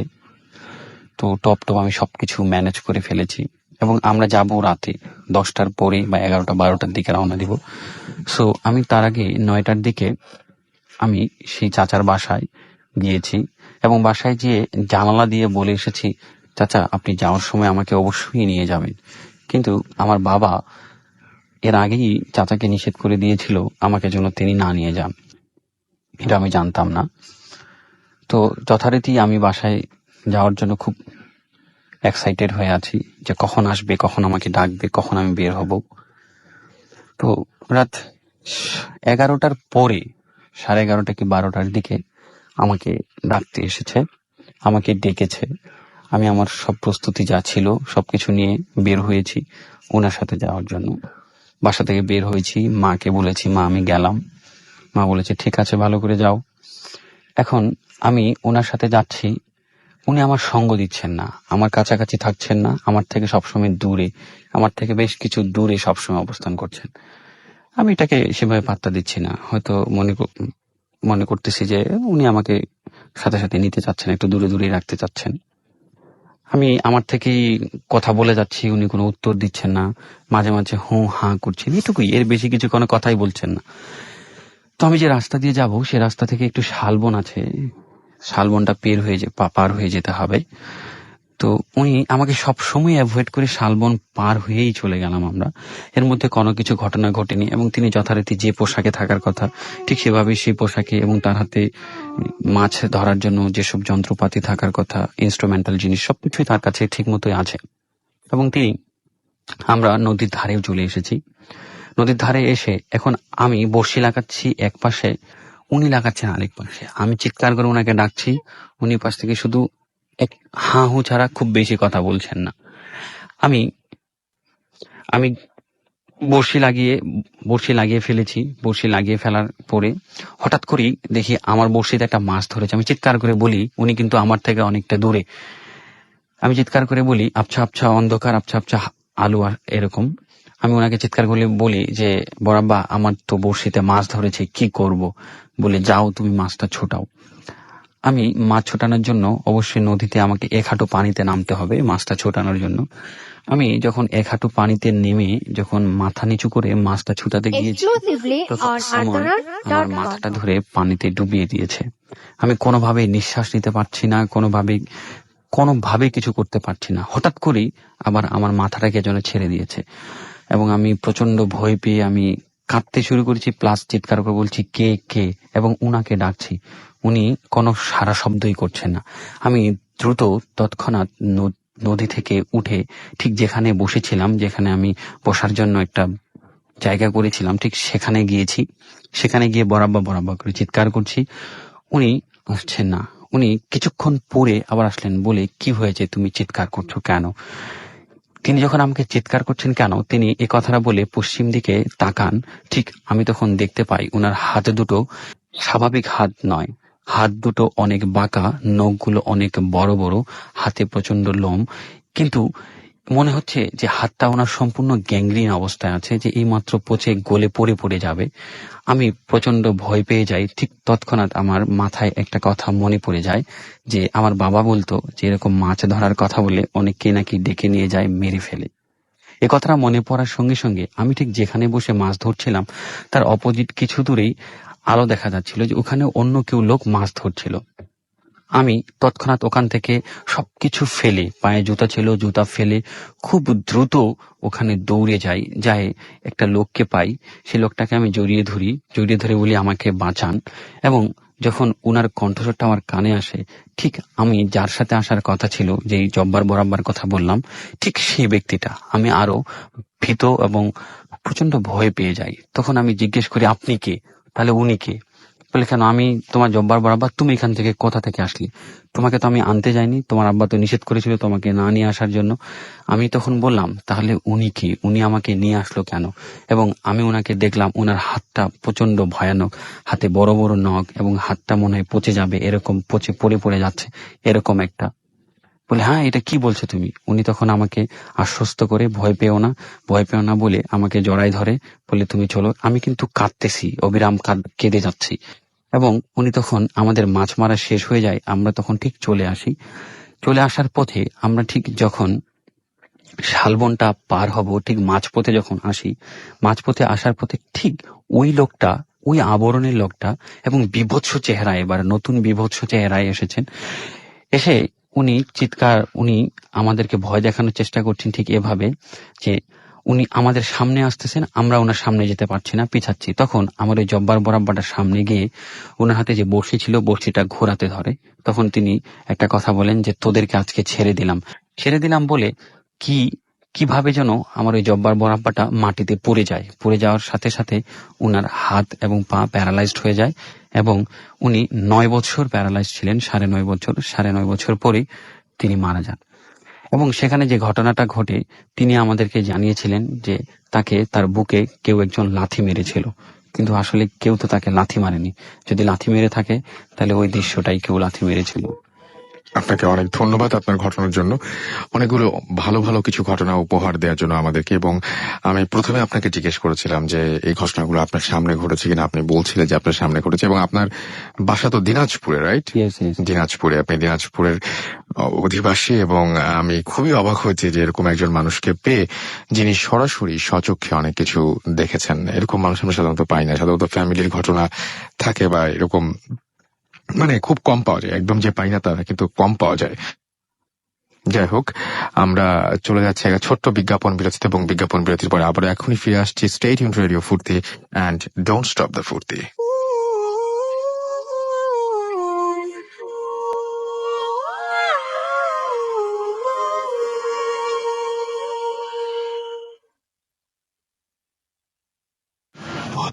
FM, haunted by Airtel.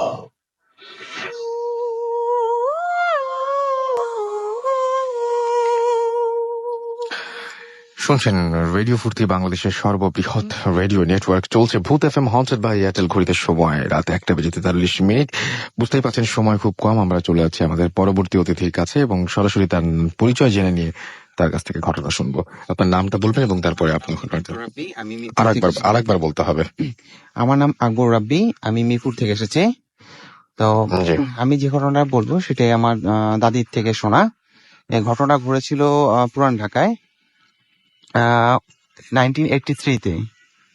আমাদের পাশের ফ্ল্যাটে এক ভদ্রমহিলার বাচ্চা ওদিন হয়েছে। তো বাচ্চা হওয়াতে ওই দিনই সেম ডেতে পাশের বিল্ডিং এ একটা হিন্দু পরিবার থাকতো, যেখানে এক ছেলে আত্মহত্যা করেন। তো নর্মালি বাচ্চা হলে খুব কান্নাকাটি করে, তো ওই বাচ্চাও কান্নাকাটি করেছে এবং একটু স্বাভাবিক ছিল। বাট কিছু সময় যাওয়ার পর বাচ্চাটা হঠাৎ করে প্রচন্ড বেগে চিৎকার করে কান্নাকাটি শুরু করে এবং অস্বাভাবিক ভাবে কাঁদতে থাকে এবং তার কান্না কোনোভাবেই থামানো যাচ্ছিল না। তো অনেকে করে খাওয়ানোর চেষ্টা করে, খেতেও চাচ্ছে না, ঠিক আছে। এবং কিছু সময় পর দেখা যায় যে বাচ্চাটার মাথা ফাটার চিহ্ন দেখা যায়, জাস্ট চামড়ার ভিতর দিয়ে হাড়টা ফাটা। তো ওরা খুবই শঙ্কিত হয়ে যায় এবং হাসপাতালে নিয়ে যায়। হাসপাতালের নাম হচ্ছে ন্যাশনাল হাসপাতাল। তো নিয়ে যায়, ওখানে গিয়ে ডাক্তাররা দেখে এবং ডাক্তাররা চিকিৎসা করে থাকে। বাট কোনো মতে বাচ্চাটাকে কোনো কিছু খাওয়ানো যাচ্ছিল না জন্ম হওয়ার পর থেকে, এবং কান্নাকাটি করছে। তো আমাদের পাশের বাসায় এক ভদ্রমহিলা, হিন্দু, উনিও হিন্দু ছিলেন। তো উনি আমার দাদিকে এসে বলছিলেন যে আসলে খালাম্মা, এটা একটা খারাপ, যেহেতু একটা আত্মহত্যা ঘটে গেছে এরকম একটা, তো আমাদের একজন আছে, ওনার কাছে যাই। তো উনি যায় দাদিকে নিয়ে ওই ভদ্রমহিলাকে এ করে। তো দেখা যায় ওনার একটা দেয় যে এরকম খারাপ ওই আত্মাটা, ঠিক আছে, বাচ্চাটার উপরে আসর করেছে এবং বাচ্চাটাকে শেষ করে দেবে। তো এই জন্য ওনারা একটা দেয় যে আমাদের ওখানে একটা 4 রাস্তা মোড় ছিল 9 নং পদ্মনীতি লেনে, তো ওখানে একটা ভোগের ব্যবস্থা করতে। তো ভোগের মধ্যে দিতে হবে মাছ, মিষ্টি, গাঁদা ফুল। তো এটা ঠিক ফজরের আগে এটা দিতে হবে। তো যথারীতি ওই দিন পরদিন ভোরে একদম আমার দাদি, ওই ভদ্রমহিলা, আরেকজন, 3জন মিলে ওখানে যায় এবং ওই 4 রাস্তার মোড়ে ওইটা দিয়ে কিছু দূর ওনারা যখনই ব্যাক করতে যায়, তো দেখে যে রাস্তাতে ওনারা ব্যাক করতে, বাকি 3টা রাস্তা দিয়ে 3টা একটু বামুন টাইপের 3টা ছেলে দৌড়ে এসে ওগুলো খাওয়া শুরু করে এবং তারা দেখা যাচ্ছে কাঁচা মাছটাকে টান দিয়ে খেয়ে ফেলতেছে এবং তারা খুব একটু ভয় পায় এবং দেখা যায় খাওয়া দাওয়া সেরে আবার 3জন 3 দিকে দৌড় দিয়ে চলে যায়। তো ওরা ফিরে এসে শুনতে পায় যে বাচ্চাটা আসলে তার ভালো হয়ে গেছে, মানে তার ওই কান্নাকাটি থেমে গেছে এবং তার মাথা যে ফাটল এটা, তো ও সকালে উঠে দেখে যে এটা আর নেই তার মাথায় এবং স্বাভাবিক করছে। ওকে, আপনাকে অনেক ধন্যবাদ আমাদের স্টুডিওতে আসার জন্য। আমাদের সাথে আরো একজন আছেন যিনি আজকে ঘটনা শেয়ার করবেন বলেছিলেন, বাট এখন শেয়ার আচ্ছা, আপনার ছোট্ট করে আপনার নামটা একটু বলেন প্লিজ। আমি আশিকুল ইসলাম। আমাদের প্রথম অতিথিকে যিনি নিয়ে এসেছেন এবং তিনি আমাদের সাথে এর আগেও পার্টিসিপেট করেছেন। কতদিন আগে এসেছিলেন আপনি? আমি মার্চ মাসে একবার আসছি আর গত রমজান মাসে একবার আসছি। আচ্ছা, আজকে আপনার ঘটনাগুলো মানে তেমন এক্সাইটিং না বলে আপনি নিজে এবং আমরা ডিসিশন নিলাম যে আজকে সেই ঘটনাগুলো, কিন্তু আপনি আপনার একজন চমৎকার একজন গেস্ট নিয়ে আসছেন, আপনার ফ্রেন্ড যিনি, এবং আমি বুঝতেই পারছি যে আপনার চয়েস খুব ভালো, কারণ আমার ওনার ঘটনাগুলো অনেক বেশি ভালো লেগেছে। তো আপনাকে অনেক ধন্যবাদ স্টুডিওতে আসার জন্য। কোনো ঘটনা শেয়ার করতে চান এমনিতে, কোনো কিছু ছোট? না, আমি এখন আর কোনো ঘটনা শেয়ার করবো না। আচ্ছা, ছোটখাটো কিছু মনে পড়ছে? একদমই ছোটখাটো কিছু? ছোটখাটোর মধ্যে আমি যেগুলো বললাম আপনাকে, যদি এর মধ্যে থেকে কোনোটা বলতে বলেন তাহলে বলি। না, আপনি যে কোনো একটা বলেন। আপনি শেষে মনে একটা ছোট্ট ঘটনা বলেছিলেন যেটা মোটামুটি। আচ্ছা, ওই যে ছাদের উপর। জি। আচ্ছা, এটা হচ্ছে আমার এক আপুর কাছ থেকে শোনা। আপুর নাম হচ্ছে পুষ্পিতা। তো আপু আজকে আমাকে বললো। তো এই ঘটনাটা হচ্ছে এ ধরনের, ওই পাশাপাশি ছাদে একটা ছাদে হচ্ছে দুই ফ্রেন্ড থাকতো, আর ওই দুই ফ্রেন্ডের এক রিলেটিভ বিয়ে করছে। তো তার একটা বাচ্চা ছিল, বাচ্চা নিয়ে পাশের ফ্ল্যাটে থাকতো। তো ওই দুই বন্ধু বিকালে ছাদে ঘুরতে বেরোয়, মানে স্বাভাবিকভাবে প্রতিদিনই বেরোয়। তো ওই দিনও বের হয়েছে। বের হওয়ার পরে দেখে যে ওই দুই বন্ধুর এক বন্ধুর যে রিলেটিভ, তার স্ত্রী এবং তার সন্তান ওই ছাদে ঘুরতে বের হয়েছে। তো সন্ধ্যার সময় এটা দেখে তো ওই দুই বন্ধু বলতেছে, আর ওই মেয়েটা ছিল হিন্দু, তো বলতেছে, বৌদি কি খবর, কেমন আছেন, বিকালবেলা ছাদে আসছেন। তো কথা বলতেছে, এক পর্যায়ে বলতেছে যে পিচ্ছিটাকে আমাদের কাছে দেন, আমরা ওকে নিয়ে একটু ঘুরি। তো বললো ঠিক আছে নাও। এটা বলার পরে যখন সবাই এক জায়গায় আসছে, তো পিচ্ছিটাকে নেওয়ার জন্য যখন হাতটা বাড়াই দিছে একজন, হাতটা বাড়াই দিয়ে যখন ওই ছাদ থেকে এই ছাদে নিবে, তখন আপনার যে বৌদির যে ক্যারেক্টারটা, বৌদি ওই লোকটার হাতটা ধরে টান দেয় এবং নিচে পড়ে যেতে থাকে। তো এমত অবস্থায় তার সাথে যে আর একটা ফ্রেন্ড ছিল, সে তাকে ধরে ফেলে, পড়তে দেয় না। তো যখন যে ফ্রেন্ডটা পড়ে যাচ্ছিল তাকে টেনে উঠে দাঁড় করায়, তো তখন দেখতে পায় যে পাশের ছাদে বৌদি এবং বৌদির বাচ্চা ছিল, সে নাই। ওকে, অনেক অন্যরকম একটা ঘটনা। এবং হ্যাঁ, তার মানে তারা দুজন তো আর ভুল দেখতে পারেন না, দুজন তো একসঙ্গে মানে একই জিনিস দেখেছিলেন। পরবর্তীতে ওই বৌদির কাছে পরে জিজ্ঞাসা করছে, বৌদি আপনি কি গতকাল বিকালে ছাদে আসছিলেন? তো পরে আচ্ছা। বলতেছে যে না, আমি তো ছাদে যাই না, বা আমাদের ছাদটা অনেকদিন ধরে বন্ধ আছে। ওকে, অনেক ধন্যবাদ।